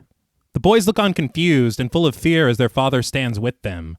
Adult Fenton explains that earlier that day, Dad received a message that today was the day. So after work, he drove 45 minutes southwest of Thurman to a town called Jacksonville. Thanks for calling and letting us know. They had phones in 79. Yeah, you did. Daddy's not going to be home for dinner. But God came to you, not the liaison, not the Yeah. angel. See, literally God. That's a change. Mm-hmm. Just throwing that out there. So again, That's to weird. me, it feels like we're getting a little more ambiguous. Well, Well, I keep saying ambiguity, and I'm like, nope. But Dad had never been there before, yet he had no problem finding it because God led him there. We watch as Dad approaches a house in the night with the lead pipe in his pocket and wearing his gloves. As he gets to the front porch, he removes the pipe. Just as he does, Cynthia exits her house and walks right into him. He calmly asks, "Cynthia Harbridge?" And when she confirms her identity, Dad strikes her with the pipe. Back in the shed, with blood on the side of her face, she looks up at them, tears and makeup streaking down her cheeks. Dad picks up Otis, the axe, and Fenton begs him not to do it. Dad says that if he could spare Fenton of this, he would, but they're God's servants and his will must be served. Dad tells him not to be afraid, and he slowly approaches Cynthia as her whimpers are muffled by the duct tape. This is like, for me, I was like, man, he doesn't look like he wants to do this. No, he doesn't. But he's doing it because he feels like he has to. So it's like, is he fucking talking to God? See, and to me, I'm like, they leave it in such a way that it's like, that's either happening or this man is seriously unwell. Yeah. And you don't really know. And I like that. Yeah. Mm-hmm. Continue. All right. But back in the present day, Doyle stares out of his window as rain comes hammering down outside. He asks Fenton if all this is true, and Fenton asks why he would make it up. He's like, be fucking for real. No, but no bullshit, though. Yeah, this is the point of the story where he's like, stop. Yeah. Are you fucking serious? Hasn't enough happened to question? Yeah. But Doyle asks where Fenton's father is now, and Fenton just says that he's dead. This is all interrupted when Griffin knocks on the office door, telling Doyle that he's heading out for the night unless Doyle wants him to stay, but Doyle excuses him for the evening. As Griffin leaves, Doyle sits on top of his desk, asking Fenton if his father just killed that woman right there in front of him. Fenton says not to his father's way of thinking. He didn't kill a woman. He slayed a demon. The camera dips down to Fenton's hands as he says that his father believed when he laid his hands on her, it revealed her sins. I was like, all right, cameraman, we know what hands are. Yeah. But, I mean, hands are a motif in this film. Bill Paxton talked about it. Yeah. You see shots of hands quite often. Mm-hmm. It opened on a shot of a hand holding a crucifix to give the title of the film. Right. True. It's very important. Yeah. But back in 1979, Dad cautiously reaches his hand out to Cynthia, and as she tries to pull away, he seizes her arm with a loud musical sting. Her eyes grow wide as she stares at him, and something like a force rushes through Dad, as if he's feeling something electric. Dad jumps back in fright, staring at his own hand for a moment before grabbing her arm again with the same result, only longer and more forceful this time. He pulls himself away, trying to catch his breath. He then steels himself momentarily as he grabs the axe, raising it above his head against Fenton's protests. The camera pulls tight on Fenton's frightened face as his father brings the axe down, killing Cynthia. We then crossfade from the face of Fenton to the face of a sculpture of what appears to be a sad dog. So something not so chill happened last night. Yes. Literally. I do want to say I didn't know if the dog was just to signify how rough things have just gotten. But I learned that the dog sculptures were actually from Bill Paxton's garden. Oh, okay. And they were from, I think, an English castle in like the 18th century. I Holy was going to shit. ask, kind of like a gargoyle type thing, maybe? That's what it Yeah. looks All right. like. But in the fog of the rose garden, the camera glides over angel statues and through shrubs and trees to find Dad digging a grave. Adam sits there in awe of everything happening, but Fenton just sits there sobbing into his hands. Adam tosses a garbage bag containing Cynthia's remains into the grave, but Dad corrects him. You have to do it like this. He dumps Cynthia's head into the grave and says that the angel was real specific. The angel is real focused on details. Yeah. He's like, that bag better be hefty. God will be mad if you use Glad. Well, they're not sponsored. No, So, yeah, not a you got- sponsor. Use Glad and make God mad. And Adam is just entirely too unaffected by what Yeah. is going on. Yes. And Bill Paxton said he's putting it like he's teaching his son how to plant a seed. Literally. No, do it like this, son. Yeah. You gotta, it's wild. Oh, yeah.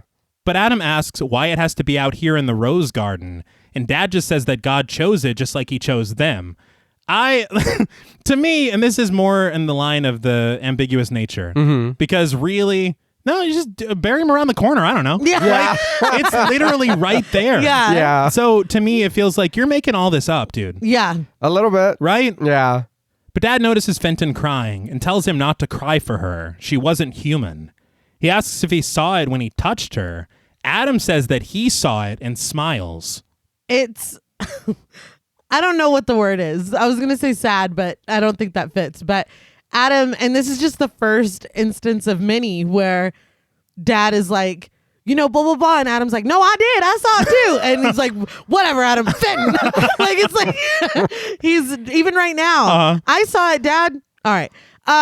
Fenton though. No, I'm like, damn, is it because he's the oldest? Or? You say that now, but one of my favorite parts of this movie is when everything just flips. Yeah. And Fenton can do no right, and Adam says something, and he's like, you're goddamn right, sport. Yes, right. That's exactly right, Tiger. Fucking tussles his hair. Like, they become best friends.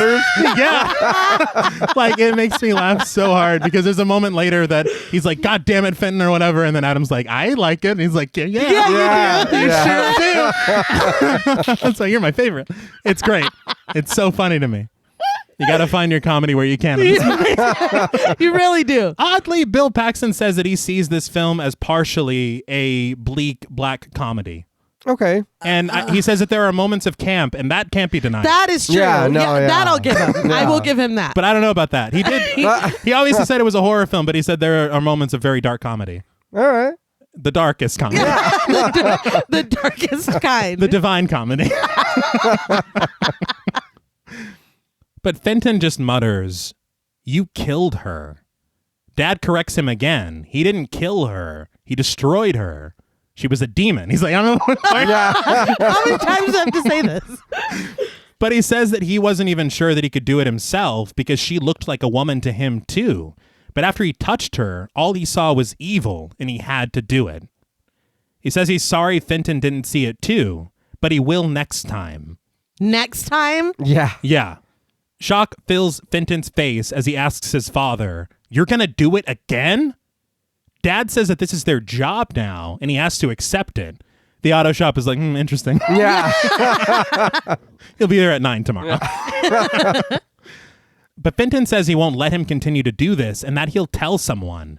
Dad sternly tells him that if he does, someone will die. The angel was very clear on that. The angel also said that you got to listen to whatever I say. Yeah. The angel's saying a lot. Dude, it's a real chatty angel. I saw his sword on fire. I didn't see a mouth move for a second. Didn't hear shit. I guess pictures speak 1,000 words. Yeah. The angel said to go do your homework. Shut up. Stop bothering me. So you better not fail that math test tomorrow. And the angel said take out the garbage. Right now you're just making shit up. I don't believe a word of this. Adam's like, even I'm a little suspicious. You're doing the dice move too much. But Dad asks Fenton if he understands, but Fenton doesn't answer, and we fade into his face in the present day. So Bill Paxton said because of the scheduling of the way that they needed to do this film with the budget and the locations, this scene in the Rose Garden was the first scene that Bill Paxton shot with the child actors. Whoa. Damn. And he said that it was... that had to be hard. Yeah. Yes. It was intense and it was very difficult. Basically, the majority of the scenes that you see in the Rose Garden with Bill Paxton and the child actors, they were all shot on the same day. Damn. And so the one that comes later that's even more intense. Yeah. First time. To have to start at that at like an 8. Yeah. That's a lot. They did good though. They did. They really did, because you wouldn't be able to tell. Hell no. I think that's why for me, if I ever made a film, I would have to shoot as close to chronological order as possible. Try. What film did we talk about where they shot it all out of order and the director was like, you need to be at a 7 in the scene. Yeah. It's like, that's hard. They keep track. Yeah. And they do it well, because I would have never guessed. No. But Fenton tells Doyle that he didn't tell anyone, but he should have. He says he was just afraid. He loved his father, but he was terrified of him. He asks Doyle if now he understands why he knows that Adam is the God's Hand killer. Doyle doesn't respond directly, instead asking Fenton if he has any physical proof. Fenton says that he read in the paper that only one of the 6 victims had been found, which he learns is true. Doyle says that the first victim was found mutilated with a note that read, "The God's hand had taken him." But after that, only notes were found, no bodies. But hold on. Found mutilated.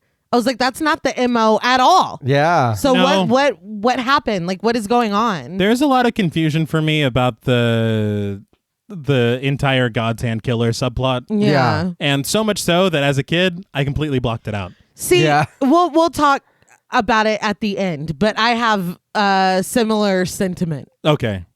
But Fenton asks how he knows they're dead then, and Doyle admits that they don't know for sure, but the first note said that they wouldn't find any more bodies after that. The killer said that he wanted to keep them. Fenton says that he has a pretty good idea of where the rest of the bodies are, and Doyle guesses the Rose Garden. Annoyed, he asks why Fenton didn't tell him that in the first place, but Fenton asks realistically, would he have believed him? No. He already didn't believe him. Yeah. And he was like, my brother's the killer. What does this have to do with the killer? Was like, I just told you. I feel like you're not listening to me. Doyle doesn't answer that and just asks Fenton to follow him outside. Standing under the awning of the building, the rain's still pouring outside, and the ambulance that Fenton stole in the background, Doyle tosses Fenton a pair of handcuffs and tells him to put them on. With barely a moment of hesitation, Fenton does as told and follows Doyle through the rain to his vehicle. But why? I was never placed under arrest. I was never read my rights. You never said I was being detained. Why am I putting these on? He doesn't do things by the book, I guess. Yeah, I felt the same way, but I was like at the same time, I guess cuffing him is a smart move. Well, I mean, for I get him, but you can't. Like, he didn't have to. You don't have to. Yeah. You know. You mean what, as a precaution? Yeah. Well, you know what else is a precaution? Having Griffin go with you. Literally. Yeah. I was trying to be vague earlier. This is what I'm talking about.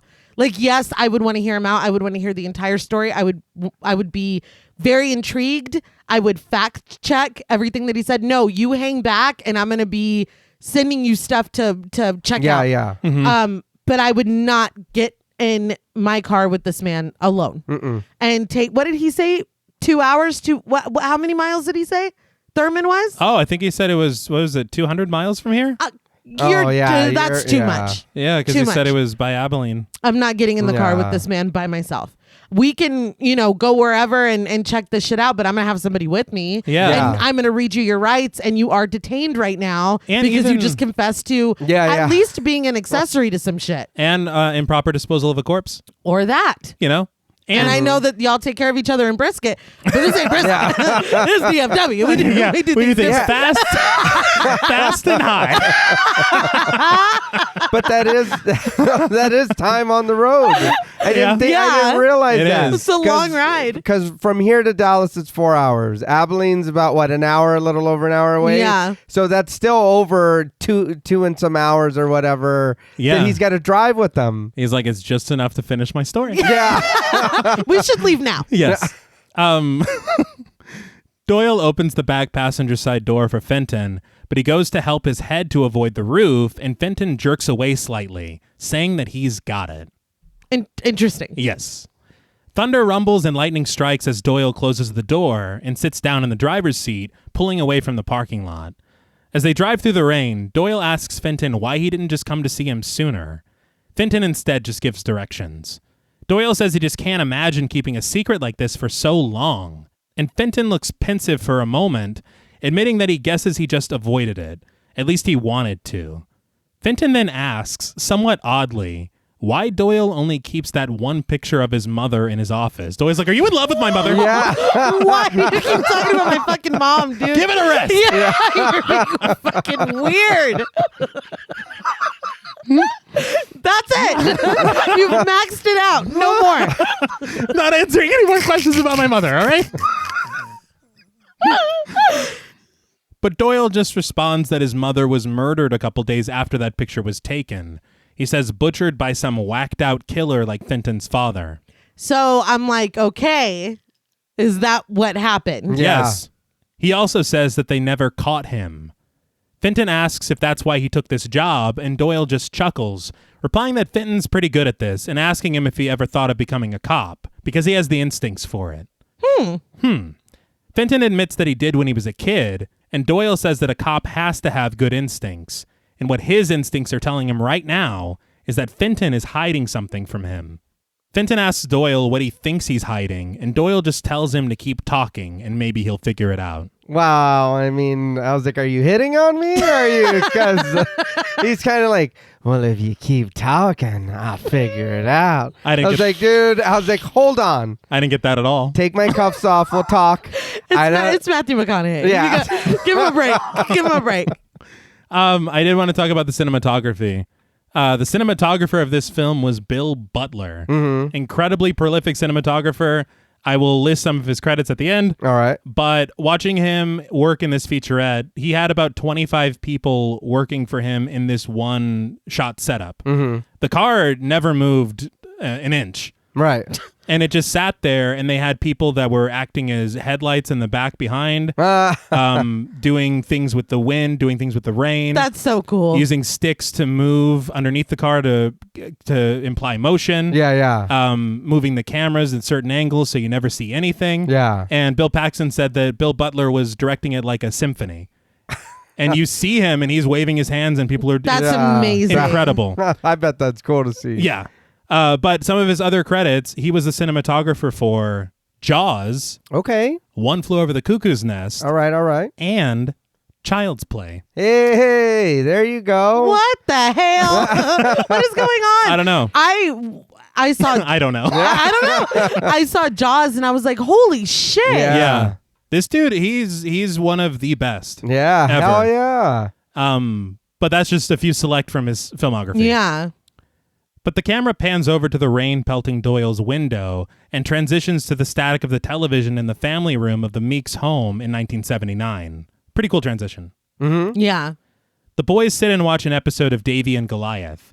In it, Davy breaks his arm and asks his father why God let this happen to him.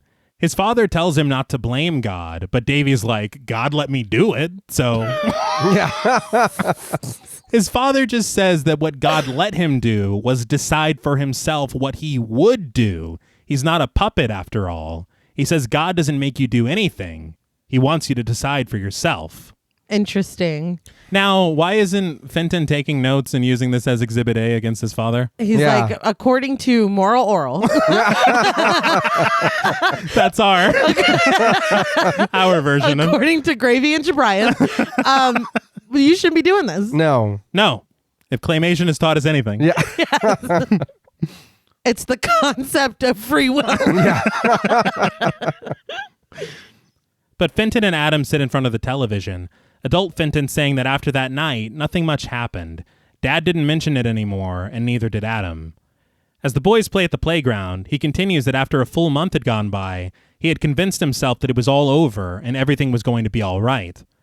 Later at school, Fenton walks with his friend Eric, played by Blake King, with Adam trailing a little behind with a basketball. Eric asks Fenton about last night's episode of The Dukes of Hazzard, and if he saw the part where Daisy Duke bent over. Adam says that he likes Boss Hogg and that he's funny, but Eric doesn't really care about that. No, he doesn't. Eric says that he'd do anything to really see Daisy's boobs, and Adam's like, oh my God. A little decorum, please. Well, he's younger. I was like, oh my God. Because the way to really see that. Yeah. No, for real. Not a joke. They're teen boys. I know, but this child needs to relax. Funny. But Fenton just tells Adam to shut up. Eric asks Fenton if he wants to spend the night and says that they can wrap some kid named Corey's house, but Fenton says that he'll have to ask his dad. As Eric rides away, Adam asks what rap means, and Fenton says that he'll tell him later, but challenges his brother to a race home. I did want to call out Blake King, because apparently this kid lived in Tennessee, and Bill Paxton said that nobody else can play this part. He said that's just what it is. Yeah. But the producers didn't want to fly him all the way from Tennessee to California, and so Bill Paxton's like, nobody else is playing this part. Oh my God. And so they flew this kid from Tennessee to California for this scene. All right. He's like, you're 13, you love tits and ass. Go. Action. We got to get you back on. This is... That's hilarious. But it's great of capturing, I'm sure, how it was at the time. Yeah. Because even I remember back in the early 90s walking home with my older brother from school. We would talk to people along the way or whatever to our friends. And I mean, that I feel like they did a good job of kind of capturing the time of it, what's going on. Did you talk to that specific kid as well? Oh, no, yeah. Yeah, Boss Hogg is cool. But the brothers run home together happily. But as soon as they reach the rose garden, Fenton stops dead in his tracks, saying that he's going to go around the road instead. Instead of going alone, Adam joins his brother. But when they reach the front of the house, they find a van parked out front. Fenton looks at it confused, and the brothers head inside. They find their father sitting at his desk, and Adam asks whose van is parked outside. Dad takes the ball from him, telling him that it's theirs, before tossing it back to Adam. After Adam heads to their bedroom, Dad tells Fenton that Eric's mom called about a sleepover, but he told her not tonight, because they have some work to do in the morning. Dad literally caresses the list of names that the angel gave him. Why are you so happy about it? Like, he's like, not tonight, guys. Yeah. Like, he's like excited. No, it's a lot. And that van's not a good sign. Oh, it's terrifying. No, not at all. But we also see that the name Cynthia Harbridge is crossed out on top, and the name under it is Edward March. The next morning, Edward March, played by Vincent Chase, pulls his car into a parking lot and steps out of it. Now, okay, funny enough, because, again, we were just talking about being teen boys and getting into shit you shouldn't have been. Yeah. Vincent Chase is the lead character's name in Entourage. Yes. And I shouldn't have been watching that. Yeah, probably not. I didn't know any better. But I do also want to point out that Vincent Chase was Bill Paxton's acting coach for 20 years. Oh, wow. Nice. And he said that on set, he worked with the child actors to help them as well. Very cool. But adult Fenton explains that his dad told him that there are moments in every person's life where they could just suddenly disappear without anyone knowing where they went or why, when God's hands could just reach out and take you. And according to his dad, nothing, not even a camera, could catch them. They were invisible when they were God's hands. The Meeks family pulls up in their van as Edward walks inside of a store, Adam asking what they're to do now. Dad says that they wait and they'll get him when he comes out. He says for the boys to do exactly what he told them before. Fenton says that he can't, and Dad responds, "Can't never did anything." Adam says he could do it, and Dad's like, "You sure can, Tiger." And tussles his hair. This is what I'm talking about. But can't never did anything is such a like, stop eating those peas, you're going to turn into one. Yeah. Like he's still in there. He is. You know? Even though he's doing this. Yeah, but that's also what makes it, again, are you okay? Yeah. Or are you really talking to God? Yeah. Also, the fact that we're bringing our kids to do this is just, it's not cool, man. No. Just take your kid to work day. Well, He said that, the garage is like, where hello, are you? Yeah. Mr. Meeks? He doesn't have a first name. No. Yeah, I don't. Dad? Yeah. Dad Right, Meeks? Father Meeks. Yeah, carburetors are drying up by the second. Or whatever. We got all these tires to put on. That's all they do. Yeah. Carburetors and tires. That's the name of the shop. N. Yes. But Fenton asks, what if someone sees them? It's broad daylight. And Dad says that he already told him. God will blind all witnesses for them. So this becomes an issue for me with the film for a couple of reasons. One, obvious things that we'll get to in the future. Mm-hmm. But two, we just heard this in narration. Yeah. So either that line or the previous narration was unnecessary. They're like, are you listening? Yeah. I promise we are. Yeah. But that happens a lot. I don't know if they're just like, we got to have more McConaughey. Yeah. It's Maybe. You know? Yeah. If that's a note that they got. yeah. Well, they paid for him. Yeah, that's true. Yeah. But Dad just cracks open a book as they wait for Edward to exit the store. After some time passes, Edward reemerges, which Fenton notices. His eyes pan to his father, who is lost in his book, then back to Edward walking to his car, then back to his father, who takes notice. This was very effective. Yeah. You feel Fenton not wanting his father to look up. Yeah. And when he does, you're like, fuck. But Dad tells the boys that it's time, but Fenton says that he can't do it. Annoyed, Dad tells him to do what he's told. Adam stays behind as Dad and Fenton exit the van. Adam did not want to stay behind. No. He is just, put me in, coach. He's like, where do you want me? He's like, no, Fenton, come on. When Edward reaches his car, he finds Fenton calling out underneath it for a dog named Trixie. Edward asks what he's doing and offers to help after Fenton sits there in tears, saying that he's trying to get his dog from under the car. As Edward kneels down, Dad is shown to be standing behind him, and he strikes Edward with the lead pipe, knocking him out cold. Yeah, we came clothes shopping. Now we got another demon. It's fucking. It's like, I just wanted new socks, Dad. And here we are. Can't go anywhere. No, we're never going to see the Warriors, are we? But Fenton backs away crying, and Dad yells for him to help him grab Edward's legs. He reluctantly does as he's told. We then cut to Edward, tied to a chair with rope in the Meeks' shed, his mouth taped with duct tape. Dad stands there with his sons and tells Fenton that he thinks that's an innocent man sitting there, but he isn't. He reaches his hand out to touch the top of Edward's bald head. He reacts violently, just as he did when he seized Cynthia's arm. Edward's eyes widen as he raises his hands in supplication, and Dad rips himself away from him. His voice shaking, Dad asks, "You didn't think anyone knew about that, did you?" Edward shakes his head slightly as Dad tells him that God saw and that he can't escape God's wrath.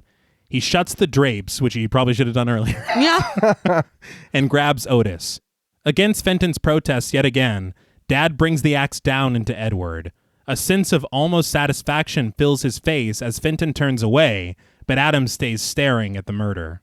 That line, you didn't think anybody knew about that, did you? Always stuck with me. Yes. Like it's like iconic. Mm-hmm. It's people of a certain age. Yeah. Because I'm like, as a kid, I'm like, that's good. But later at the Rose Garden, Dad sits smoking as Fenton digs the grave himself. Dad says he can't believe Fenton didn't see it. Edward was a murderer of little children. Dad just walks away muttering, "Babies," leaving his son to dig the grave alone. Yeah, Dad, you could help. Yeah. Yeah. It's like, you're going back to the house? It's dirty as shit out here. But when Dad is out of sight, Fenton says that their dad is the only murderer. As he dumps Edward's body into the grave, he repeats to Adam that they need to run away. Adam's like, why? Adam, you gotta help me. Yeah. oh my God. Fenton is like, Dad's a murderer. He kills people. Adam just repeats his dad's words. It's not murder. They're slaying demons. Adam says he sees it all when his father touches the demons, but Fenton has had enough. He says that their father is a killer and Adam is helping him. Yeah, he's not an anime character, dude. That's not. You're not slaying demons. No, that's. I can assure you. Yeah, and it's real hard watching because you see the youngest son's devotion to his father. Mm-hmm. You look up to your dad. You want, that's your hero. So when he's doing that, it's like, yeah, but Fenton's a little older, and it's like, dude, and even if he's not seeing what they're seeing, then to him, I mean, they are killing people. Yeah. I mean, that's fucking nuts to keep doing that. And then look, you're leaving your kids to fucking bury the bodies? Just the way that you said that. It's nuts to keep doing that. Well, come on, man. It's nuts either way. Yeah. Well, is this the part where he's like, I see it when he touches him? Yeah. And that comes into play later. Yeah. But Adam goes full tattletale, rushing to tell their father about all of this, and Fenton barely tries to stop him for some reason. Once Adam's made up his mind. It is what it is. We fade to black. When we return, Dad creeps his way into the boy's bedroom very early in the morning. He walks over to Fenton's bed, waking him up and telling him to get up and get dressed and to not wake his brother. It's like, this is about the whole murder thing. Yeah. Fuck. This is going to come back and bite me in the ass. Damn it, Adam. Just kicks him on the way out. But Fenton meets his father at the dining room table and is told that Adam told him everything he said last night. Man. Adam told. He said, I'm telling Dad on you. Yeah. That's what happened. Yeah, but that sucks because now you just lost your strongest ally. Yeah. You know what I mean? It's like, man, that's it. I'm alone. Dad says that he needs to know that he's never killed anything in his entire life. Fenton calls him a liar right to his face, and Dad doesn't respond to that. He just says that he did a lot of thinking and praying before he went to bed last night, and that he begged for the angel to visit Fenton, but instead he visited him again. How convenient. Yeah. I'm going to be honest, Fenton. The angel hates you. Great pain washes over Dad as he says that the angel told him something that he doesn't want to believe. Fenton leans in unafraid and he just goes, what? He's like, what has that angel been saying? When has that angel had an ounce of good news? Yeah, no shit. Dad says it doesn't matter because together they're going to prove the angel wrong. And it's like, I think I have an idea what that angel I was going to say, I think we can guess. I think I know what he said. But at this point, now the angel is fallible. Yes. Now you can prove this angel wrong. Apparently. Yeah. So again, the shifting of before, this. like your hands were tied or whatever because it's a fucking angel telling you. Yeah. Like it's like, I don't know, man. I don't know. It's getting real flimsy. That's the thing, and I appreciated that the logic in Dad's mind, of course, was shifting because that leads to more ambiguity, which I enjoy. Yeah. Mm-hmm. I'll continue. Right.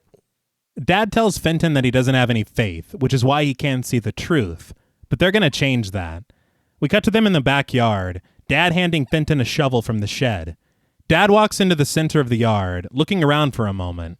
He tells Fenton that he wants him to dig about 10 feet deep, and he wants each side to be 15 feet wide, and that the length and width should form a perfect square.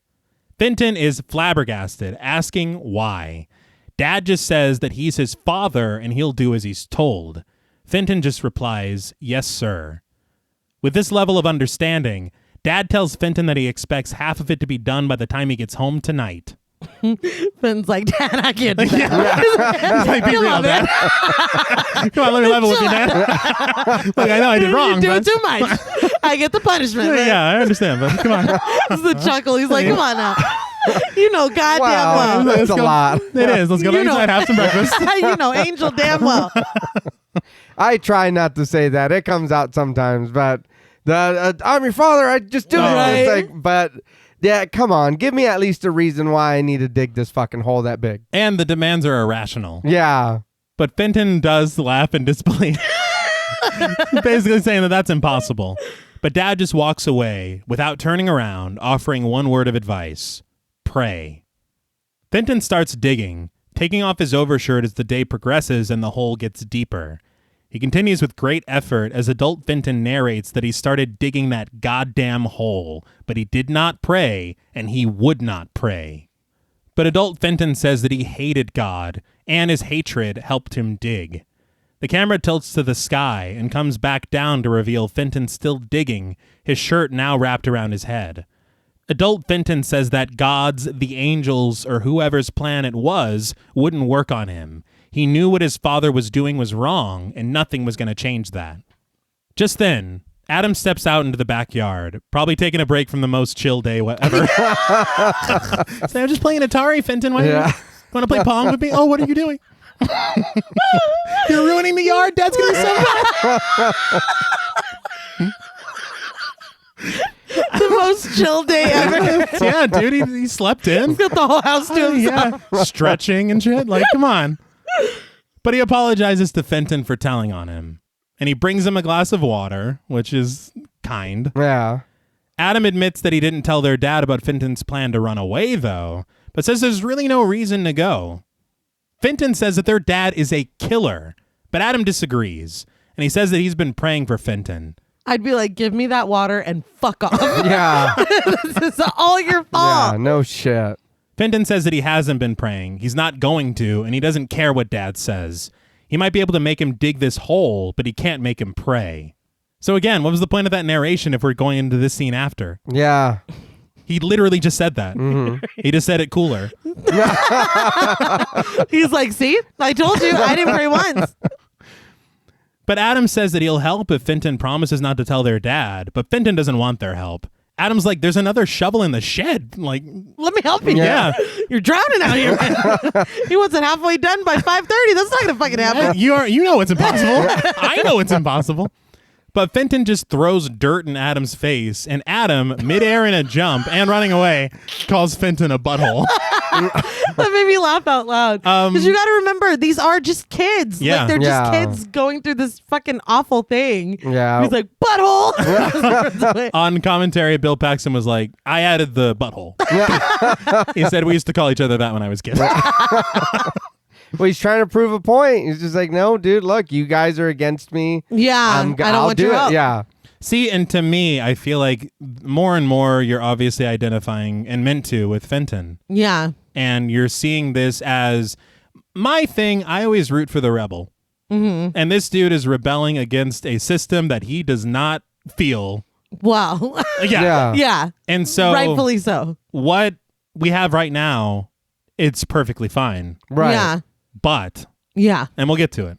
But adult Fenton says that he wanted to run away, but he couldn't leave Adam there, no matter how brainwashed he was by their father. Fenton looks defeated as the voiceover admits that there was nowhere to go. But late that night, Fenton stumbles exhausted into the kitchen, eyeing a plate of dinner left for him on the table. Dad and Adam could not possibly look more comfortable. I said not them cuddled up in the background. Yeah. They're in the dark. It's cold. They're reclined in a chair, watching their favorite shows. It's really insult to injury. Yeah. Fenton, however, steps over to the sink, running cold water over the wounds in his blistered palms. He eats his dinner slowly as Dad walks in, playfully asking, "Finally gave up, huh, kiddo?"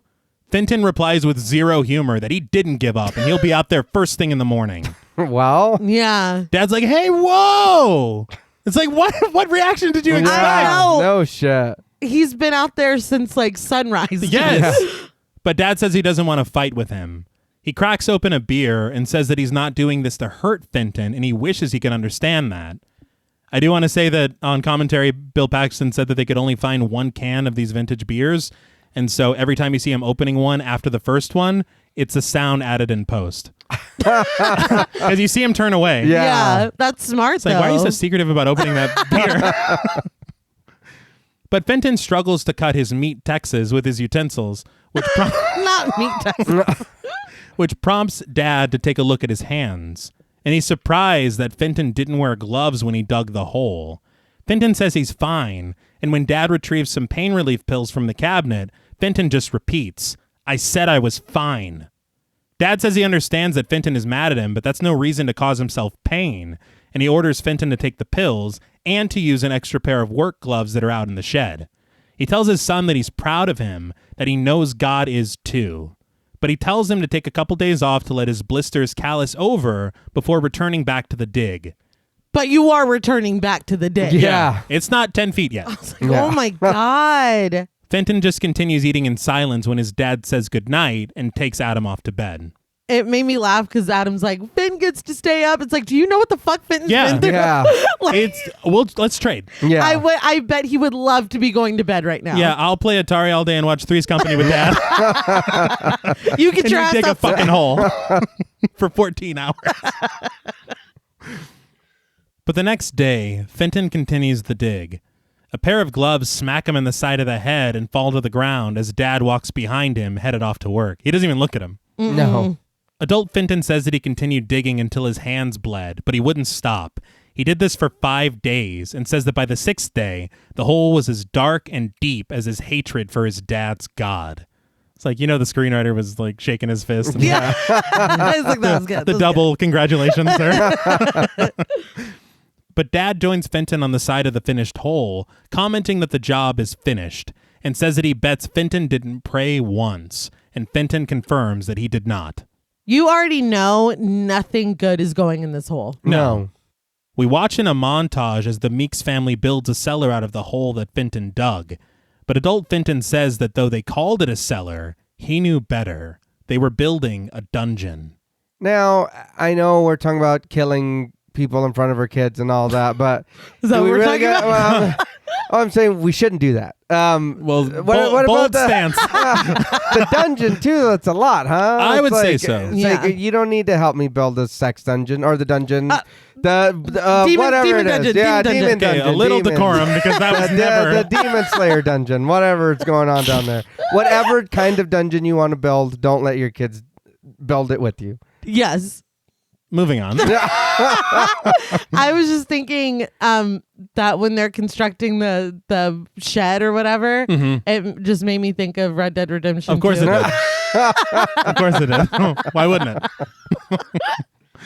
They had said, you see the part where Dad is in the cellar with like the tool and doing all that. Yeah. They said that Bill Paxton was actually on his knees because they weren't allowed to dig the hole. Oh, okay. To be 10 feet deep. That's genius. And so it was a trick, but it just made me laugh. But adult Fenton says that his dad said that God would see to it that it would hold. And we see the three of them pushing with all their strength to move the shed on top of the freshly built cellar. Afterward, they sit in the shed, Dad commending the boys for a job well done, especially Fenton. Fenton remarks that he just did as he was told before heading back into the house alone. Dad ties a length of rope to the ceiling to create an opening for the door to the cellar, trying it for the first time successfully. Adult Fenton says that the next night, Dad brought home another demon.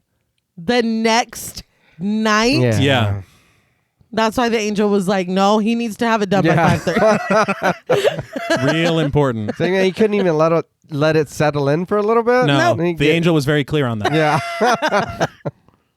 But we watch as Dad beckons Fenton into the cellar, Adam already standing there with a lantern. Teenage Demon, played by Brad Berryhill, lies on the ground, tied up and crying for help behind a layer of duct tape.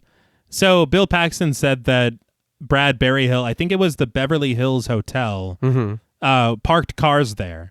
Okay. And Bill Paxton, when he first started out, he also parked cars at the Beverly Hills Hotel. Oh, all right. And so he gave him this small part because it was kind of a thing of, this is where I came from. Yeah. I love that. Yeah. That's cool.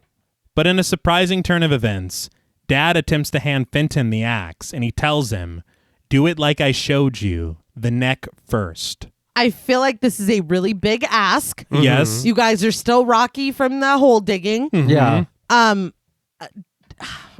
No, I just don't. No. You know, some dads like to play catch. Some like to game. Yeah, some like to slay demons. Yeah, you know? some. But I never saw a conversation where he's like, okay, so you're going to need the neck first. Yeah. Well, he's like, you've seen me do it. Like, I thought we were talking about cooking chickens. Like, what the fuck? No. You've seen me do it plenty of times. Yeah. But Fenton looks at the teenager, then at the axe, then at his father, and then just takes off running back up the stairs of the cellar. His dad cries out to him as he hoofs it down the street it's an unconvincing shot. It is hilarious. It's hilarious. Yeah. It's an homage. I think it's Invaders from Mars. It's like a science fiction film from like the 50s, I think. Mm-hmm. It was an homage to that of like someone running on a treadmill, clearly. Oh, okay. But there's a lot of stylistic choices that I appreciate Bill Paxton's love for certain eras of film. Yeah. But they don't necessarily work. This is one of them, and then there's one that is a bold. I know. Yeah. is a bold I think choice. we all know what you're talking about. But adult Fenton says that he half expected angels or God himself to come out of the night and stop him, but he had to do it. It had to end.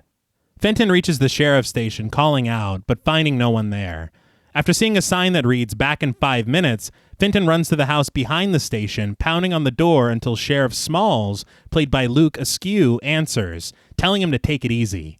He asks Fenton what his problem is, and we immediately cut to them sitting across from each other in the sheriff's office.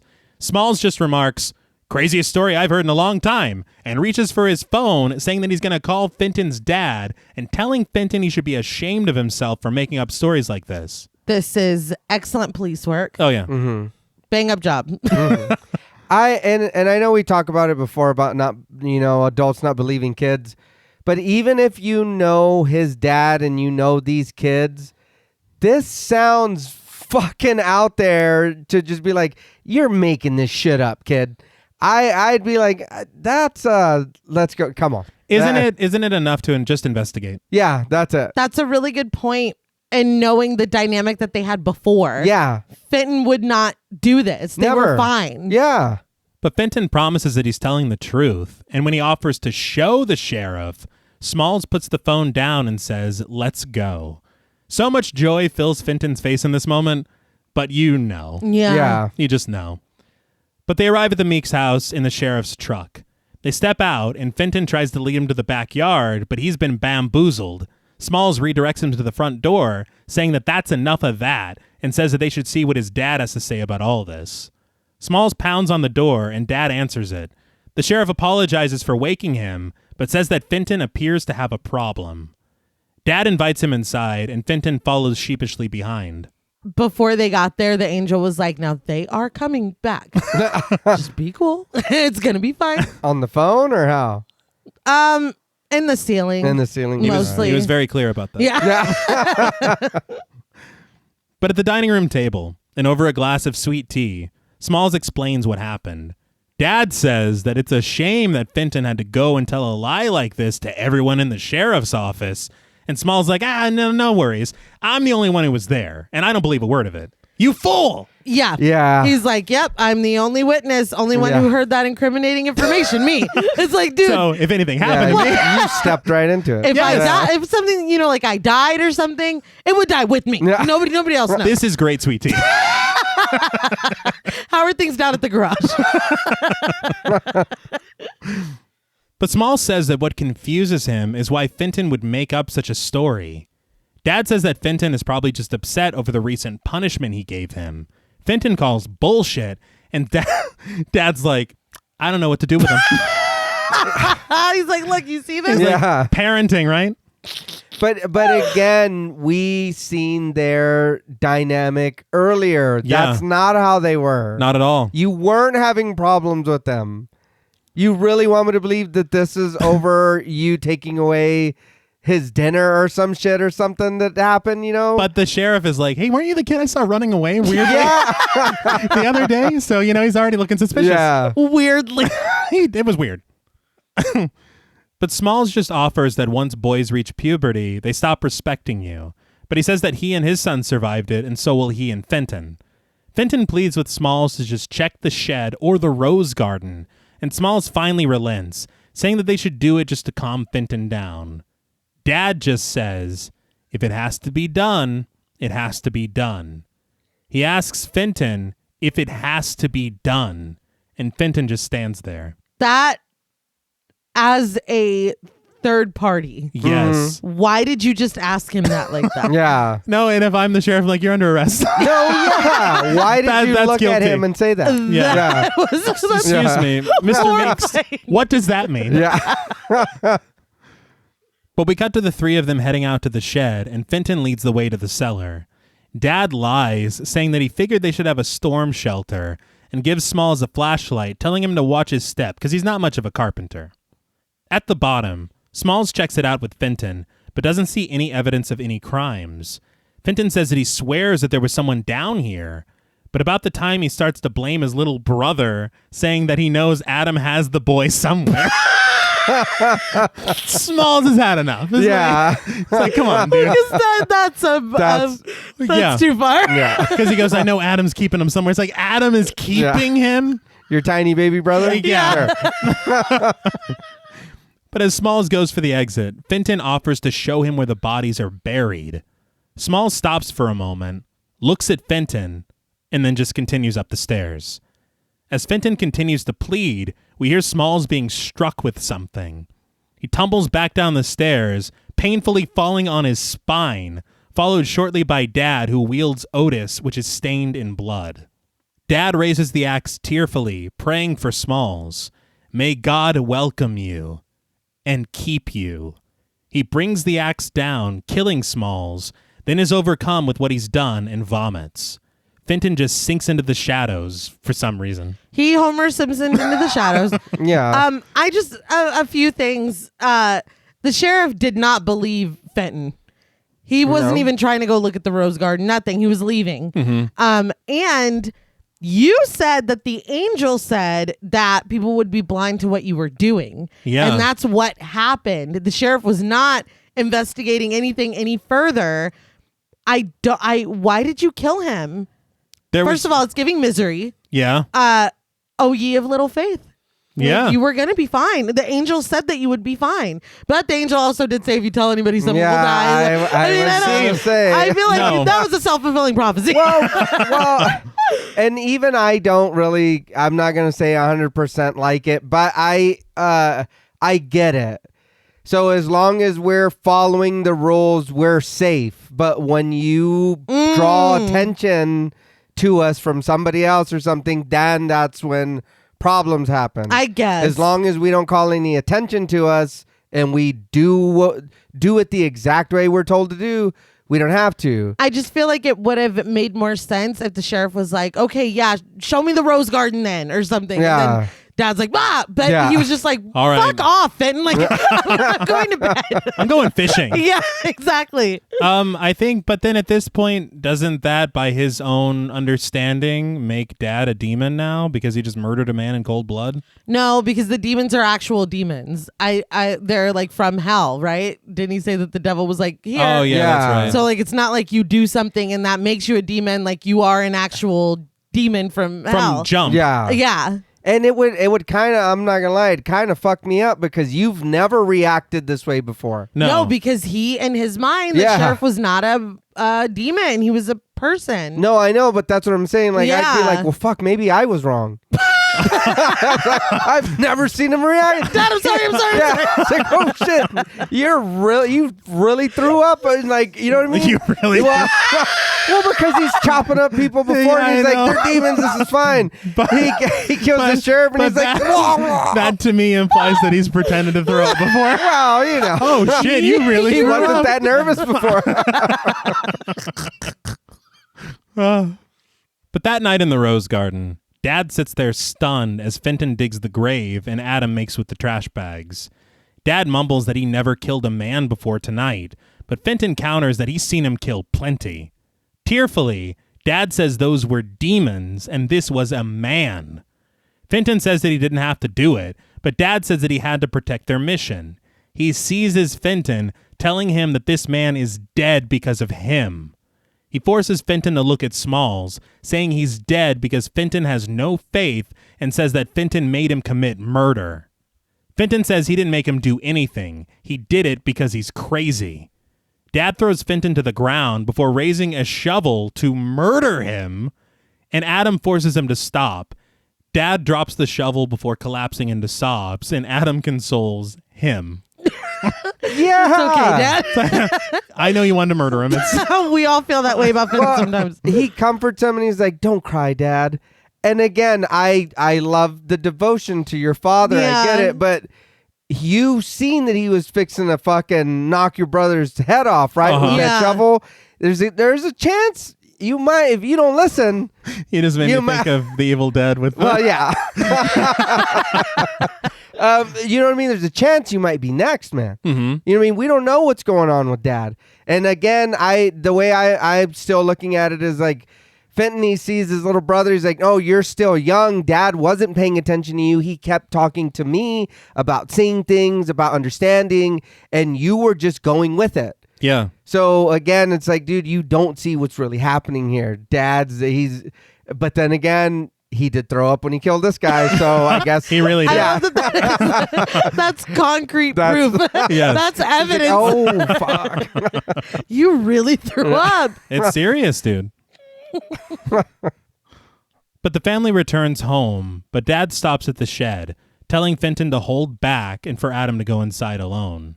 Fenton follows Dad into the shed, and in the light, we see Dad's clothes are covered in blood, and as he cleans Otis, he tells Fenton to close the door. He asks Fenton if he's afraid, and Fenton admits that he is. Dad asks of what, and Fenton says, you. But this was a trick question, as Dad says only demons should be afraid of him. God damn it, dude. Like, why would you? Don't do that. Yeah, because before all this happened, if I got in trouble, of course I was still afraid of you. Yes. You were going to whoop my ass. What are you talking about? That had nothing to do with me being a demon. At all. Ever. But he asks Fenton, you're not a demon, are you? He walks over to Fenton carrying Otis, only to put the axe on the wall, and tells Fenton that the angel said that Fenton is a demon. So you and that angel are just sitting up in the house talking shit about me. Well, the thing was is that he didn't get a second list, so the angel's just like, Fenton's a demon. Yeah. Like, let me talk to the angel real quick. By the way, Fenton's like, since you got your degree and you know every fucking thing. P.S. I'm just like, Fenton's a demon. No, it's a lot. Well, because earlier when he was like, he told me something that I don't want to believe it's true. Yeah. Just casually, like, you knew, but you know that, right? Yeah, you live everybody. with it. Yeah. Anyway, I'll see you later. But Dad says he refuses to believe it, which again, that goes against his everything. Yeah. Mm-hmm. But he caresses Fenton's cheek and says that he's his son and he loves him more than his own life. But he says what's funny about all of this is that he's actually afraid of Fenton. He then walks over to the door to the cellar and pulls it open with the rope. He ties it off and beckons Fenton inside. He says that he doesn't want to do this, but he has to. He says he had to kill a man tonight and he never wants to do that again. Fenton begs not to go inside, promising not to tell, but Dad says that he can't trust Fenton anymore. Fenton says he's sorry, and Dad says that he is too, but this has to be done. Fenton makes a break for it, but Dad grabs him, carrying him into the cellar and dropping him at the bottom. As Fenton cries and begs to be let out, Dad just tells him to pray to God for a vision, saying only he can help him now. Fenton pleads with his father as he nails the door to the cellar shut and leaves Fenton in total darkness. When he throws him in there and locks him in there, he keeps saying, "It's me, Fenton." Yeah. That was fucking heartbreaking. Yeah. Because he's like, I don't know like what you're going through, but like, hello. Or what you see. Yeah, that was very sad. But the next morning, Fenton wakes up on the stairs of the cellar as Adam comes inside the shed to bring him a glass of water. Fenton begs to be let out, but Adam says that Dad says he has to stay down here. He can't bring him any food, but Dad says that he can have a cup of water a day. A cup a day. Yeah, I do appreciate Adam always coming in clutch with the water. Yes. Mm-hmm. But why was that cup not filled to the brim if I can only have one a day? Well, it might have been, and he spilled it on the way. Yeah. He's like, I was rushing out I'm here, 10 dude. years old. I was worried about you, Fenton. Well, he does say that he can bring him more if he can. He does. If he can. If he can. He's going to do his best. Yeah. That's a lot. But Fenton tries to level with his brother, telling him that their dad is going to kill him. But Adam says that he can't let him out. Instead, he just pours water into a knothole in the cellar door for Fenton to drink. Fenton drinks as much as he can, and after that need is met, he asks Adam once again to get him out of here. Adam says their dad told him that Fenton will probably be out of there by the end of the week, and that he'll pray for him. Fenton is stunned to hear this, saying he can't possibly survive that long. But Adam just rushes off as Fenton calls after him, banging on the door. He said, thoughts and prayers. And he's gone. The end of the week. Yeah. It better be Friday. Yeah. You'll be out this afternoon. Yeah, you're good. But in the present day, Fenton says that the days came and went down there, and he counted them by the light that came through the cracks of the cellar and how often Adam returned with water. He says he only slept when he passed out from exhaustion. As the camera floats past Fenton in the backseat of the car, Doyle asks if his dad ever came back to check on him, and Fenton says that he did, on the 7th day. Back in 1979, Dad wrenches the door open and Fenton looks up at him. Dad just asks, "Has God spoken to you yet?" Hoarsely, Fenton chokes out, "There is no God." Dad just slams the door closed and nails it shut once again. I truly admire his bravery and boldness, because the second Dad started closing that cellar back, I'd be like, what? Please. It's just an inside joke. Me and God have. We're best friends now. I feel like, but again, I think that's the thing for me, is that Fenton, I feel, could very easily lie. And it's surprising that he doesn't. Yeah. Like, I'm very surprised that he didn't. Well, I feel like it makes sense with who we know Fenton to be, because he was tearing up his fucking hands. Like, he couldn't even hold a fork. He's stubborn as fuck, and no, I don't believe this, and I'm not budging. Like, I'm not moving. But adult Fenton says that he lost count of the days after that, and that it felt like weeks. He says he finally went beyond fear into total insanity. And in a shot that always made me laugh as a kid. Yes. The camera pulls back from young Fenton's face, floating in total darkness. It looked funny. Yeah. It was an odd choice. Yeah. It is cool. It does not fit this movie. No. I remember when I was a kid, around the same time that this movie came out, the Hive's "Hate to Say I Told You So" video was out, and there was a shot pretty similar to this. And we always said that. Yeah, it was a lot of fun. A lot of fun. Yeah. But he says that he saw God and was given a vision. He says he finally understood his destiny, just as Dad said he would. Some indistinct time later, Fenton is found unresponsive in the cellar, his dad opening the door as quickly as he can and cradling his son in his arms. He carries Fenton out and dips his hand into Fenton's water cup and puts it to Fenton's lips. Fenton wakes up and barely croaks, "Dad, I saw God." Dad is relieved and gives Fenton a full sip of the water. So, this shot of him cradling Fenton, I heard on commentary, was a reference to Michelangelo's La Pieta of Mary cradling Jesus. Oh, okay. I do want to point out, as like just a personal sidebar, I've been watching Hannibal with Jules, and it's been like the most fun ever. Jules will send me messages of these amazing references to artworks in Hannibal, and it always like blows my mind. And so I felt a lot like Jules in this moment, and I hope they're proud of me. But back inside, Fenton is going ham on some food, and he apologizes for ever doubting his father. Dad apologizes too, but Adam keeps asking questions about God and what he looked like, but Dad stops him, telling him to just let his brother eat. It did bum me out that he hasn't eaten in weeks and he had a TV dinner waiting for him. Yeah. That sucked. But also, you cannot fault Adam, because you can't say something like, "Oh, I saw God and I talked to him. Leave me alone." It's like, no, I got a lot of questions. Too many questions. Yeah. And I'm the one that's been on board since day one. I didn't get no fucking God visit. You know what I mean? And he's annoyed. Yeah. He's annoyed. He's like, all I've seen are demons, but Fenton gets to see God. And Dad's like, that's true, but look at the price that Fenton paid for it. He did pay a price. Well, hold on though. This isn't pay-per-view though. I'm not like I didn't want to pay for this shit to see like, pay-per-view. I'm just saying, you pay, you see WWE. It's like, oh hey, this is great. But this is, you know what I mean? What WWF back in the day, right? But I don't want to be in the cellar. I don't want to see a vision. I'm good. Y'all were just talking this morning about how Vince McMahon fought God in that one match, and that's what that made me think. I don't quite understand at all. Call Vince. There you go. Call Vince. He's like, I got him on. He's in my phone. You want to meet him? I'll get him. He's a demon too, though. Oh, Vince? Yeah. He's on Dad's list.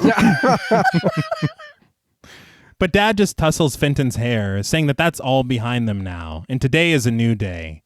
Fenton agrees, and when Adam asks if they're going to get another demon now, Dad says, after a while, when Fenton's ready.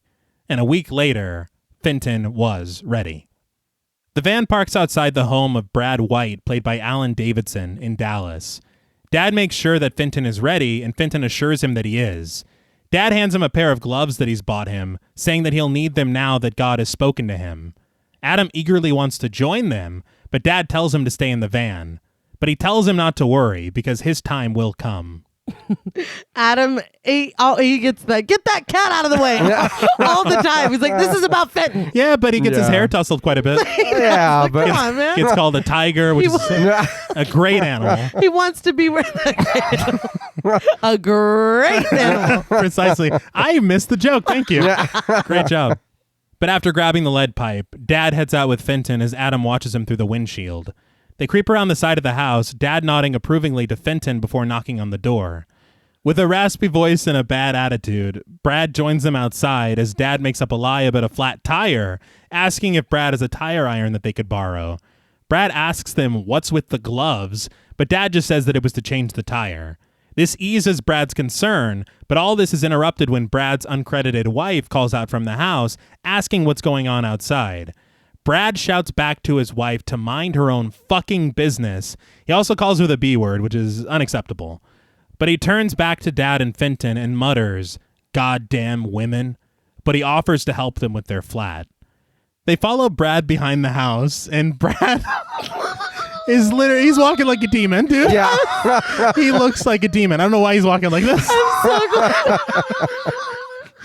I'm so glad that you mentioned it because I've been sitting here this whole time trying not to laugh. It's unbelievable.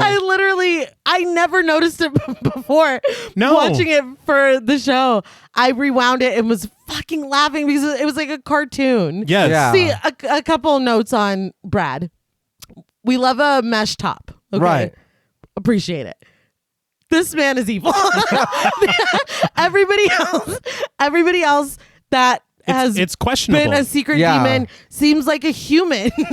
This man, I believe. Well, that's my note. I believe that he's a demon. He's still getting used to his human skin. Clearly. Walking the way he is. Yeah. If you have Frailty on hand, go back and watch him walking to the shed. I've been sitting here trying to be quiet this whole time. I don't know if Bill Paxton pulled him aside and he's like, no, more evil. I needed to leap out of you. It's like a cartoon. I'm sorry, I'm done. It's too much. It brought me a lot of joy. Well, because watching this whole little scene, you're like, oh no, I can see why he needs to be roughed up. Absolutely. Like, it's like, oh, you're a demon. Yes. Like you said, T, the rest of them, nothing. This guy's like, come on, man. Oh, I understand. Yeah, I get it. What now. are you wearing those gloves? Yeah, I'm like, oh my God. God. And then it gets even worse in a minute. It's like, why are you doing this? I just don't understand. But Brad opens up the shed and looks around. But then, very strangely, Brad finds the tire iron and attacks Dad with it, hitting him in the ribs. Fenton rescues his father by clubbing Brad over the head with something blunt, and Dad finishes knocking him out with that lead pipe. Well, when they're in the garage, Fenton is backing up and he knocks a tool down. Well, the demon looks and sees Dad just in time with the pipe. And that's why. And he's like, oh, and then he gets the, you know what I mean? Oh. He loses the element of surprise. Okay. Right. And then, Fenton's got to jump in and be like, oh, fuck. It all just happened so fast that I thought that the demon Yeah. Attacked him. That's what it attacked looks him. like. Yeah. And I was like, why is this happening? Yeah. But I Because guess he's a demon, dude. I guess that makes sense. But we fade to black, and when we fade back in, Fenton stands holding Otis as Dad lights a lantern in the cellar. Still feeling the effects of Brad's attack, Dad kneels down with his gloves on, waking Brad up and calling him by his name. Brad looks up at them, and Dad tells Fenton that he's been waiting for this moment ever since this all started. Fenton tells his father that he's ready to fulfill his destiny. Dad tells Fenton, "I'm proud of you, son." This made me think of Mac. But Dad returns to Brad, removing his glove and touching him on the forehead. Adam looks on like, God damn, as Dad reacts violently once again to his perceived evil. Dad pulls himself away, stands up, and looks over at Fenton, telling him to destroy Brad. The music grows tense as Fenton steps up, raising the axe over Brad as Brad looks up fearfully. His teeth clenched and the music mounting, Fenton finally swings the axe right into Dad's chest. Dad stumbles back as Adam cries out to him, and he rushes to his father's side. Dad just stares at Fenton, but then looks away, turning to whisper something into Adam's ear, and they both turn to look at Fenton. We don't hear what is said. It's kind of like lost in translation. Yeah. Fenton's a demon. That's what he said. The angel told me. Yeah. That's what the fuck he said. And Adam's like, I'm starting to believe that you didn't see God at all, dude. Yeah. Plus, you've told us or kind of implied a couple of times that he's a demon. Yes. Yeah. Heavily. You explicitly said. Yeah. The angel told me you were a demon. Yeah. But Dad gazes a gazely stare before his eyes glaze over and he slips into death. Fenton kneels down to Brad's side, removing the tape from his mouth. But as soon as he does, Brad just loudly screams, "No!" And we see Adam rushing over, wielding the axe and bringing it down into Brad, killing him. Or maybe that's what he told him. Kill him after... That's still a demon in there. After I check out. This scared me as a kid. Yeah, me too. Every single time. Even though I've seen it online, I somehow forgot. You know what Adam's going to do. Yeah. But in the present day, Fenton says that they buried Dad in the rose garden, and sometime later went to the sheriff's office and told him that their dad just didn't come home that day. They filed a missing persons report, but never found anything. After that, he and Adam were sent to separate orphanages. He says that nobody ever knew anything about this until now. Doyle asks if Adam ever told anyone, but Fenton just shuts down completely, asking Doyle if they can just sit here for a while because he doesn't feel like talking anymore. The sound of the windshield wipers and the road beneath them accompanies the patter of rain as the car dips to silence. But they finally reach their destination, the Rose Garden. So, on commentary, Paxton said that what they park in front of is supposed to be what's left of the foundation of the Meeks' home. Oh, okay. But it's not very clear. Yeah. I won't lie, I was a little confused. I was like, where the fuck did y'all come? Yeah. He says that if he could do it again, he would put them parking in front of the gates of the Rose Garden. Oh, Yeah. see, that would at least give us a hint of where the fuck they're at. Yeah. Oh, everything's torn down now or whatever. And that's fine. Yeah. But Doyle gets out and lets Fenton out of the back seat. Doyle follows Fenton and asks him to tell him more about the promise that he made to his brother. Fenton says that it was later on that same night. The camera dips down to the broken sculpture of an angel, but then it rises in the same shot to find young Fenton digging a grave for their father in 1979. This was all captured in camera. Damn. Really? Yeah, it was the same shot just set up on the... It was great. That's cool. Okay. Adam cradles Dad as Fenton digs, but we then get POV shots from the grave itself as Dad is buried. Adam stares at Fenton, full of fury. Fenton tells his brother that if he ever destroys him, to promise to bury him here. Adam, with anger in his eyes, he's like, I swear to God, I'll bury you here, Yeah. Fenton. Well, because he's like, because I'm absolutely gonna fucking destroy you. And after I do, I will bring you here. Yeah. You can bet your life on that. But the camera pans over to present day, and Doyle is very confused. Adam promised Fenton that he'd bury him here if he killed him. Fenton corrects him. Not killed. Destroyed. Doyle still doesn't follow, saying that it doesn't make any sense. But Fenton turns around to face him and says that it does make sense if the man standing in front of him is Adam Meeks. Right? So you're a demon or you're not? No. Who's the demon? Yeah, so it was funny to me. Like, to me, this is an excellent reveal. I was like, holy fucking shit. And if you even think about it, the actors that play them as adults Yes. look like right. who they're supposed to look like. Anyway, it made me laugh because Doyle raises the flashlight to look him in the face like he has any fucking idea who Fenton or Adam are. No, I grew up with Adam Meeks. You're not Adam Meeks. I was like, why did he? He's like, he just looks up at his face. You don't know these people. Yeah. He could say, my name is Ronald McDonald. You don't know them. But Doyle does shine the flashlight into his face, and we see a flashback of young Adam rushing to Brad White with the axe to murder him that night. So yes, adult Fenton Meeks has been Adam Meeks this entire time. Doyle says that Adam killed all those people, but Adam corrects him once again. He never killed anyone in his life. Fenton was the God's Hand killer. Adam offers to show Doyle where he buried Fenton, and Doyle follows with his gun at the ready, telling Adam to take it real slow. He's like, do it the brisket way.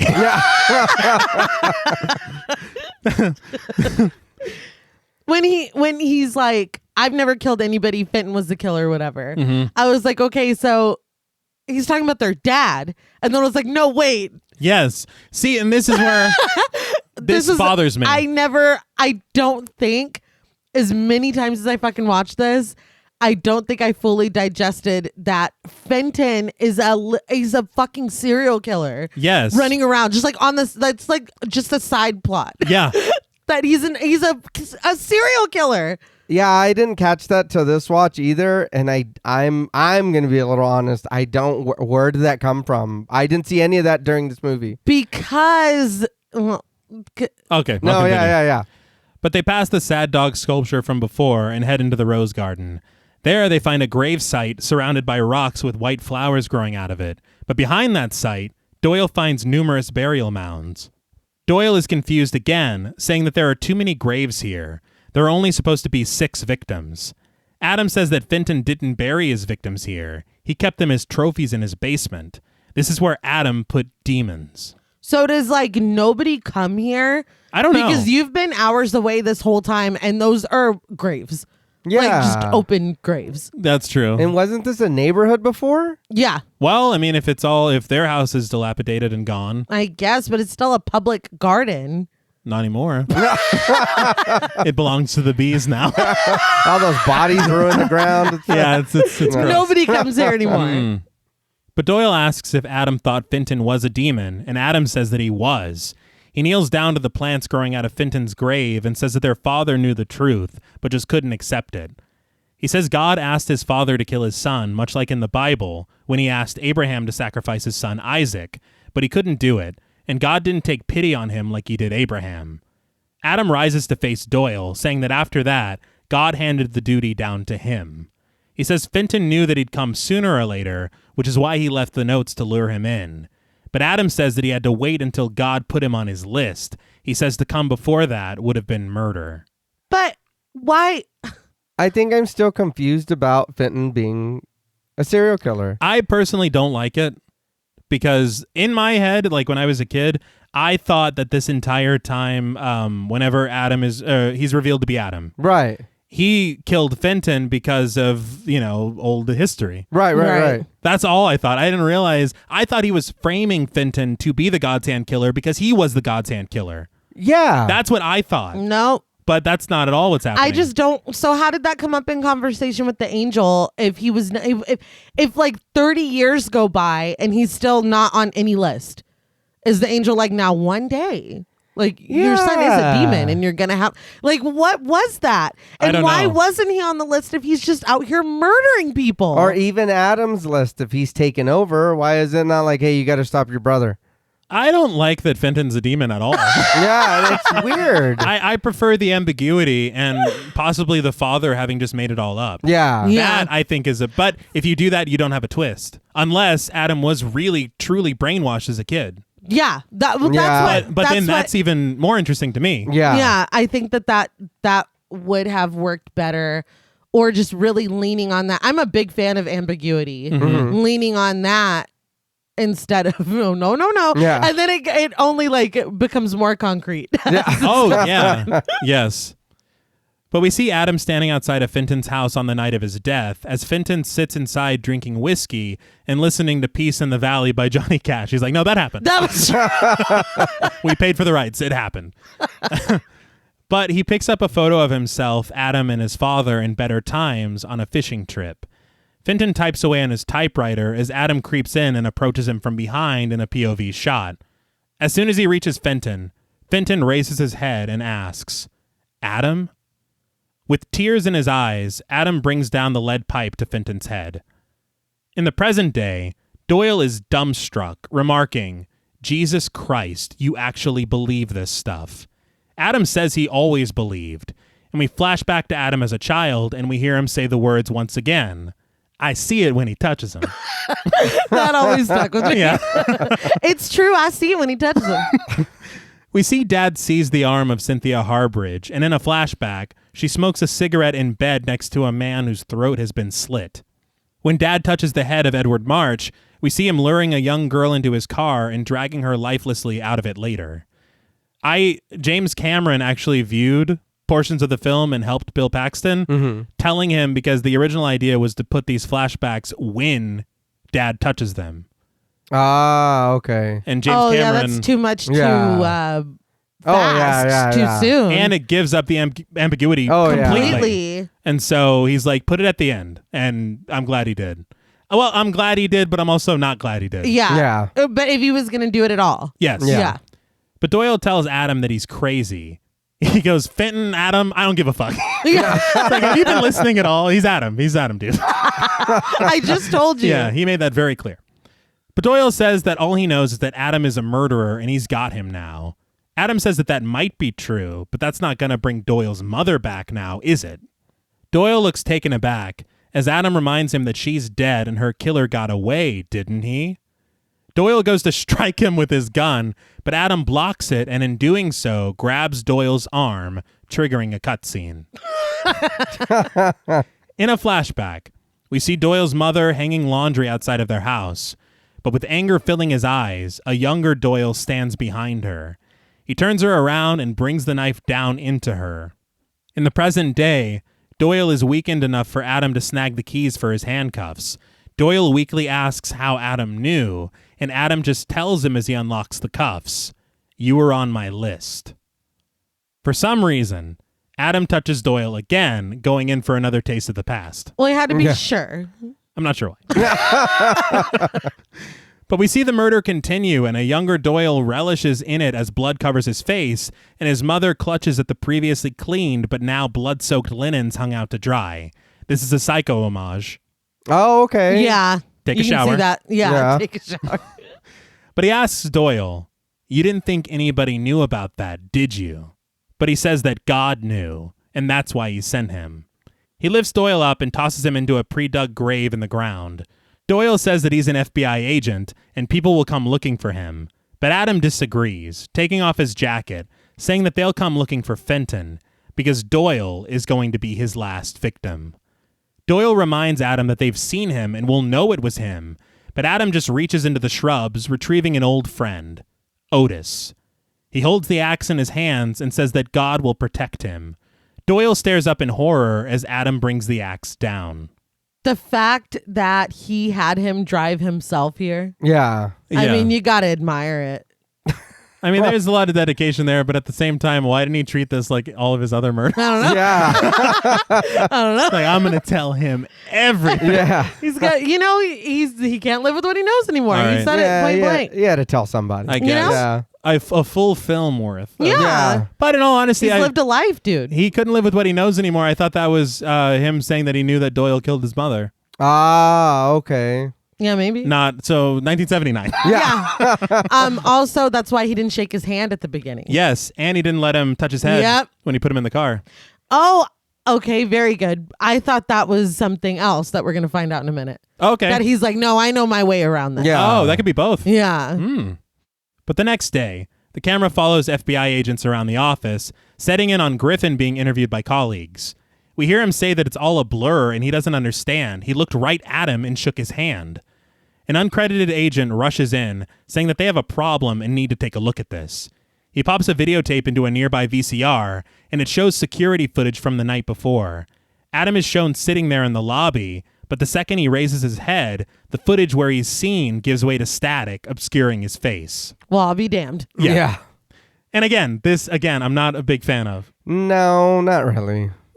Not to quote Sonny, but the implication. Yeah. It's upsetting. Yeah. It's a little troubling for sure. But they say that it has to be a fake name that he used. Fenton Meeks.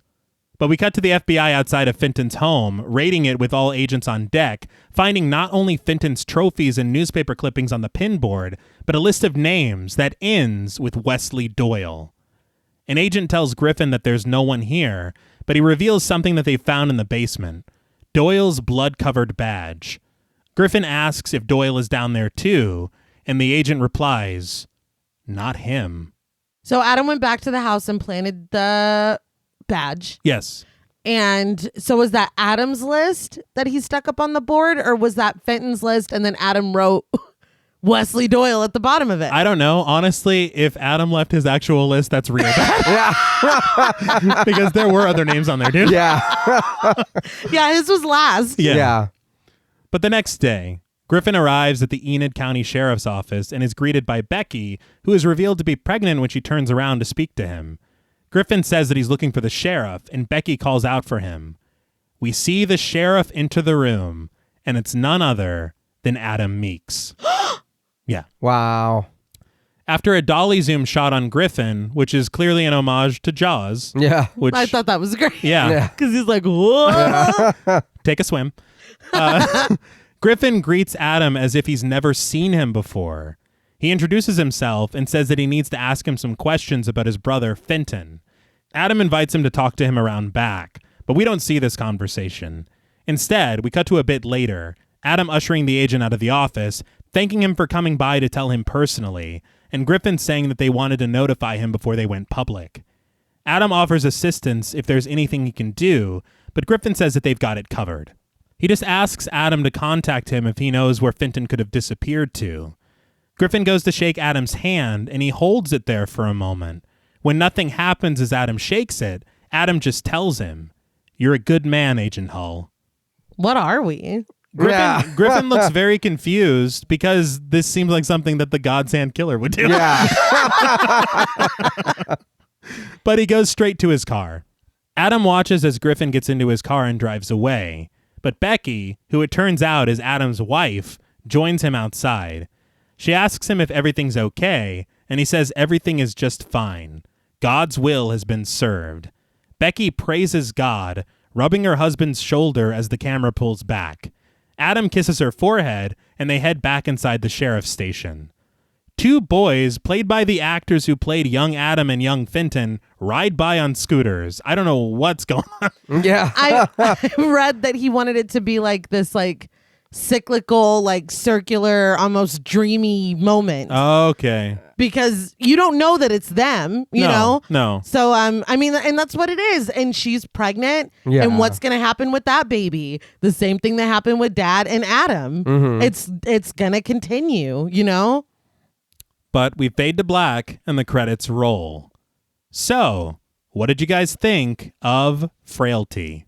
I really like this movie. There's for me there's some religious, I guess, undertones to it, and I'm also not a very religious person. It is a really good movie and it's scary, but for me the scary thing is to think that someone could go on and kill people and get away with it and be protected by this deity or this thing that they believe in, and it's okay. Like, that's just okay. That's a justifiable reason for murder, is because God told me it's okay and is always going to protect me and save me, and I'm never going to get caught. That's a bit concerning to have, and I know that's not what this movie's doing or what the message, but it's very strange to me that is, and I would never think that. And then watching it for the show, I was like, man, this is kind of, it's a little weird. You know what I mean? Finishing it, I was like, so does that, I don't understand the messaging here. I'm not, it is a really good, solid movie. I don't have any, but it's just the feeling I got from afterwards, Mm-hmm.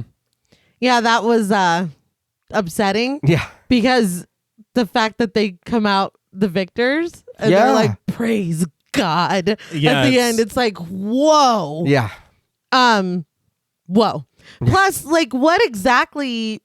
I'm just confused as to really what these demons are, because we only got to see like 2 pieces. Well, 3, I guess, if you count Doyle, of what they've done. And like regular people murder people too. So like I don't know. But it was interesting to me that even Roger Ebert gave this 4 stars. Really? He did. I still think that it's a great movie. That is very troubling looking at it through that lens. But also Brent Hanley, the screenwriter, had said kind of about the meaning of the title, because they wanted to change the title a lot to God's Hand or Hand of God or something like that, because they're like, who's going to go see fucking Frailty? Yeah. Like, what does that even mean? But he and Bill Paxton fought to keep the title because they said that they liked an ambiguous title, and they said that it was in reference to how frail kind of morality can be and right and wrong and belief and stuff like that. So I think that it does kind of make you question, who is the bad guy? Yeah. And off mic, you guys had talked about kind of the ominous music that plays when they are praising God at the end. Who are we rooting for here? Because you are killing people, and then you went and framed your brother. Like oh yeah, he did. It seems a little weird. Like that we're like, oh, and you know, the tapes, he was saved. You know what I mean? It is weird. It makes you question, well, it's right because this is what you believe. You know, it's scary in that context. And, you know, I think that it on one hand makes it more effective and more scary, and on the other hand, it's like, what are we seeing here? Yeah. Like it is a little you know, a little weird. Yeah, I think the message ends up a little confused. Yeah. I think the way to save or preserve a message for me is to not actually make Fenton a demon. You know, I think that if you have it to where, and clearly Adam, everything is real. Yeah. Yes. They've proven that. Yeah, the ambiguity's ruined with the tapes. It's ruined with, the fact that he was like, or the angel said you were a demon, and then he becomes a serial killer. Yeah. You know what I mean? Oh, he was. Yeah, he actually was. I think that my thing is that as a non-religious person, I always feel weird talking about religion because I never want to offend anyone. No. But I think my thing about it is I think everyone can come together and say religious zealotry. Yes. It's isn't dangerous. good. It can be dangerous. Anything taken to any extreme can be a dangerous thing. Yeah. And so I think that could have been the message here if they really put it on at the end, for it to be like, no, Fenton was just a normal dude. Yeah. Yeah. He was never a serial killer. Adam was brainwashed by their father. Yeah. And then he became a serial killer and framed his brother for it. And that's always a compelling story to me. I like in Ready or Not, when he's like, you realize you'll do just about anything as long as your family says it's okay. Yeah. You know, that dynamic of, oh, that's just what we've done, or that's what my dad did, or my mom always did. You know what I mean? Like that kind of cycle of toxicity or whatever it is. Yeah. That's always an interesting theme to explore. But it's like, nah, Fenton was a demon, dude. Yeah. I don't know what to tell you. And that kind of takes that.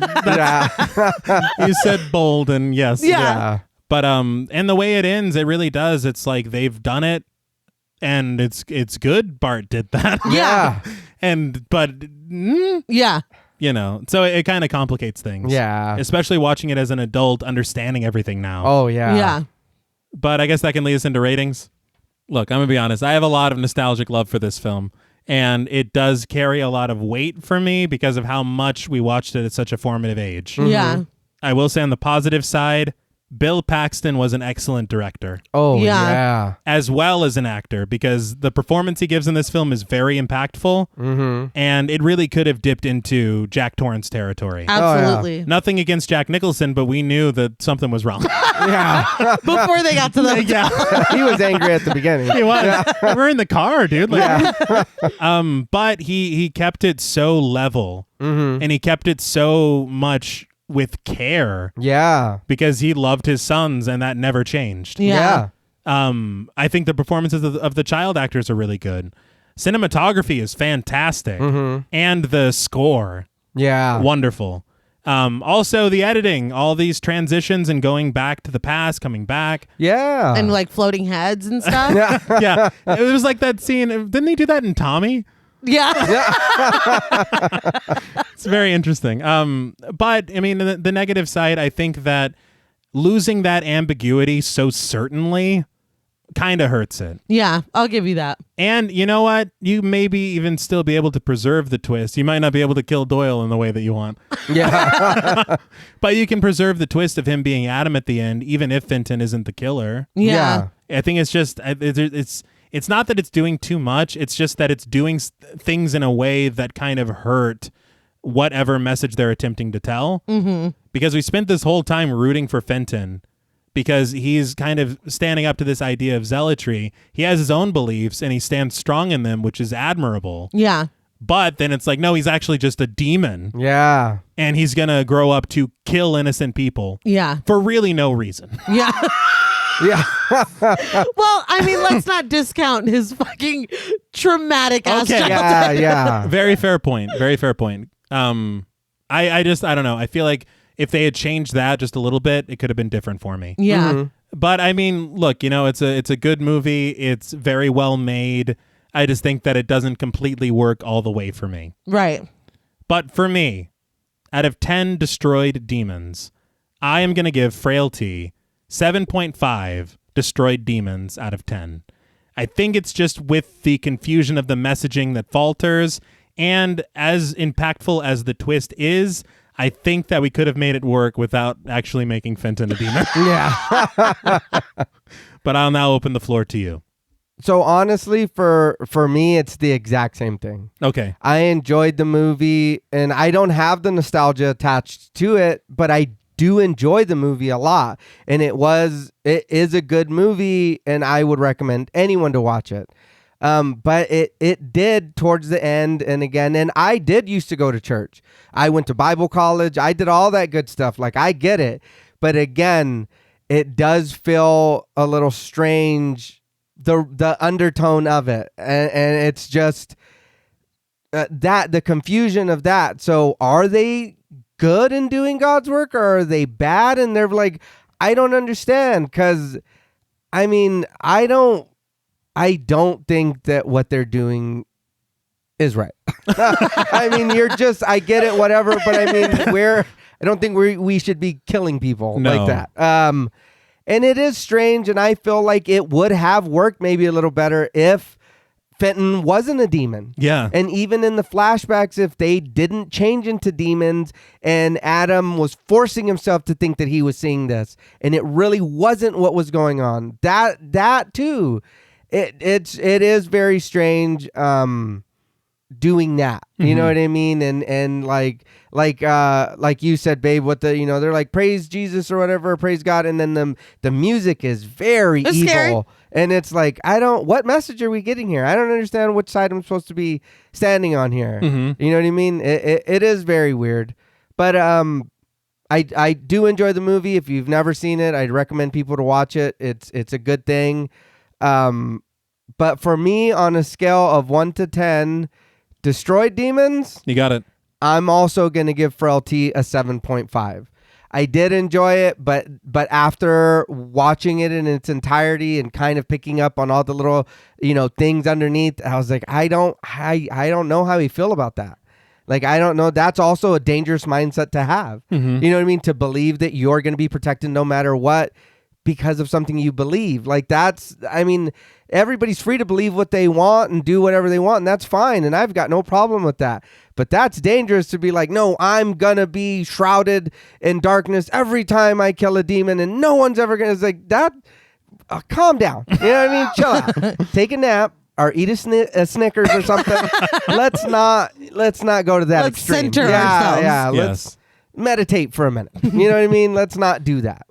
No, I agree. I feel like that's something that was kind of lost on me all the times that I watched it when I was younger. Mm-hmm. I do think, and I will give the benefit of the doubt, that I think that is part of the point. Okay. I think that we are supposed to question perception and stuff like that. I think about the line where he was like, my world was flipped upside down and there were dark things underneath, that we have this veil of oh, I'm doing something righteous or I'm protected or da-da-da. But is that right? Does that make it okay? Does that mean it because your dad did it? Is it the right thing to do? Or you know what I mean? It makes you ask all those questions that are scary questions. Mm-hmm. And on top of that, I mean, a hell of a twist. I love that. This is very high nostalgia for me. It is high rewatchability because going back, you do see those moments of, oh, he didn't touch him for that reason, or oh, that's why dad was acting weird in that scene because the devil, the devil, your son's a demon or whatever. Yeah. You were just told you're upset. Yes. I was. You're upset. You feel like there's going to be a moment of especially that scene with him in the garage. Yes. That something is wrong. You've had some kind of episode or seizure or something, and you're seeing something that's not there.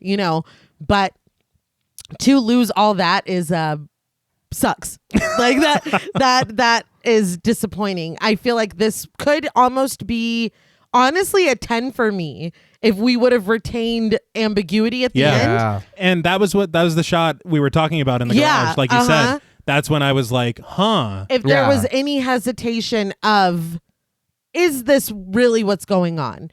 Or maybe even having dad and Adam seeing two different things. Okay. Or maybe a scene where dad's like, he even said he hurt little children.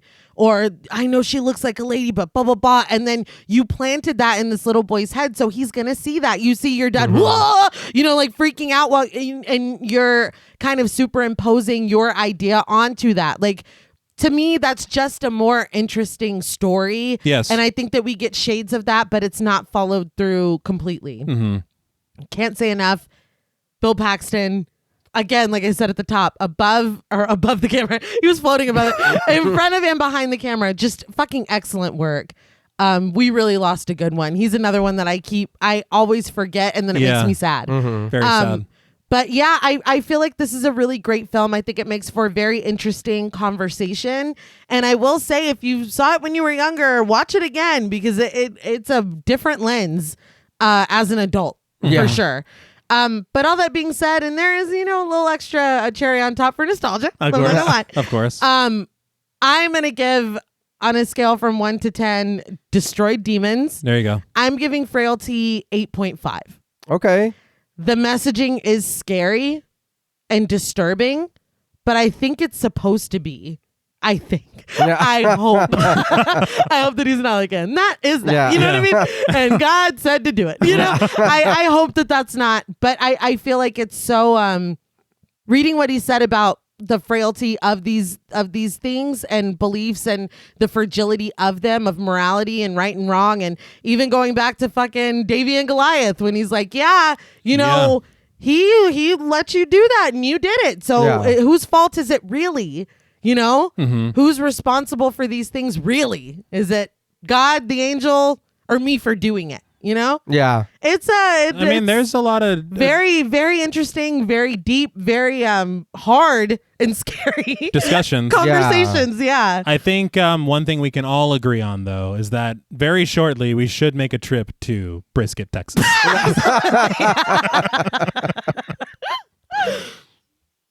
Well, that's all from us at Pod Mortem. What would you rate Frailty, and what should we watch next? Let us know on Twitter at the Pod Mortem. Don't forget to follow us on Instagram and like us on Facebook. Be sure to follow each of us on Twitter at TravisMWH, at Blood and Smoke, and at RealStreeter84. Thanks again to Original Cinematic for sponsoring this week's episode. Please consider pledging to our Patreon and stay tuned until after the music for a special thank you to our Wendigo Getter patrons. And remember, be careful of the seeds you plant. You never know what they could bloom into. Until next time.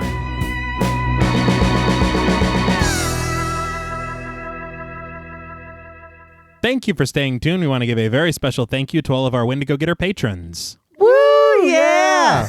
Very good.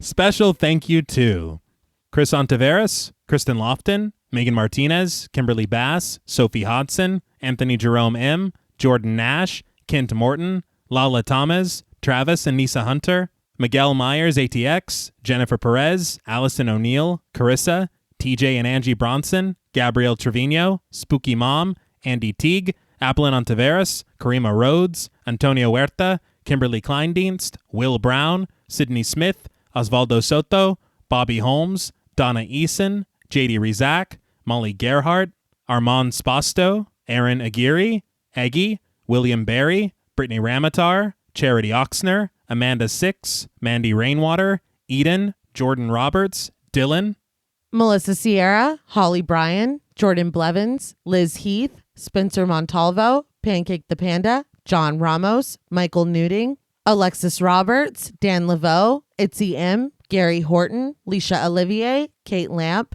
Carlos and Sydney, Jessica Hunter, Helena Rudder, Alan Johnston, Mariah, Livy Fun, Mandy M, Scott Troutman Wise, Towton Watson, Mozzie Bear, Brittany G, Dave Burke, Adrian Stakes, Nick Spill, Emma Hagel Kissinger, Valerie G, Emiliana, Brian Glass, CB, Maya Noches, Taylor Santana, Will Lewison, Angelique, Smelly Poo Poo Head, Beth Bauer, Ben Coons, Cookie, Esperanza J, Jason Cow OKC, Joshua Rumley, Danielle Peralta, Hannah R, Brandon, Nicholas Carter, Sawyer Reese Farr, Dr. Diva Loves Horror, Girl That's Scary, Cassandra, Andrea Simmons, Ashley Higuera, William and Xxena Rush, Ryan Brom, Megan Ochoa, Laura Lassiter, Natalie de Guzman, Eileen O, Marissa E, Sydney, Henry F, Megan M, Christy Beck, Nancy and Andy, Amanda Lopez, Andy Terrell, Jason Hanovan, ML Tafoya, Abigail Spitzer, Katie K, Erica Morin, Cameron S, Nicole Stewart, Triss Wen, K.87, Mariah Jensen, Carrie A, Lonnie Lono, Powell, Kayla E, Maggie H, Fernando Dominguez, Murder Stina, No Thanks Tom Hanks, Kevin McGonigal, Kristen Marcy, Ori81 Boricua, and Look Like That One Girl. Thank you. Yes. What a list. Thank you so much. We love and appreciate each and every one of you, and we hope that you are so proud of yourself that you give yourself a hand. Yeah. Like that serial killer. Oh. Well, you did. Too soon. Until next time.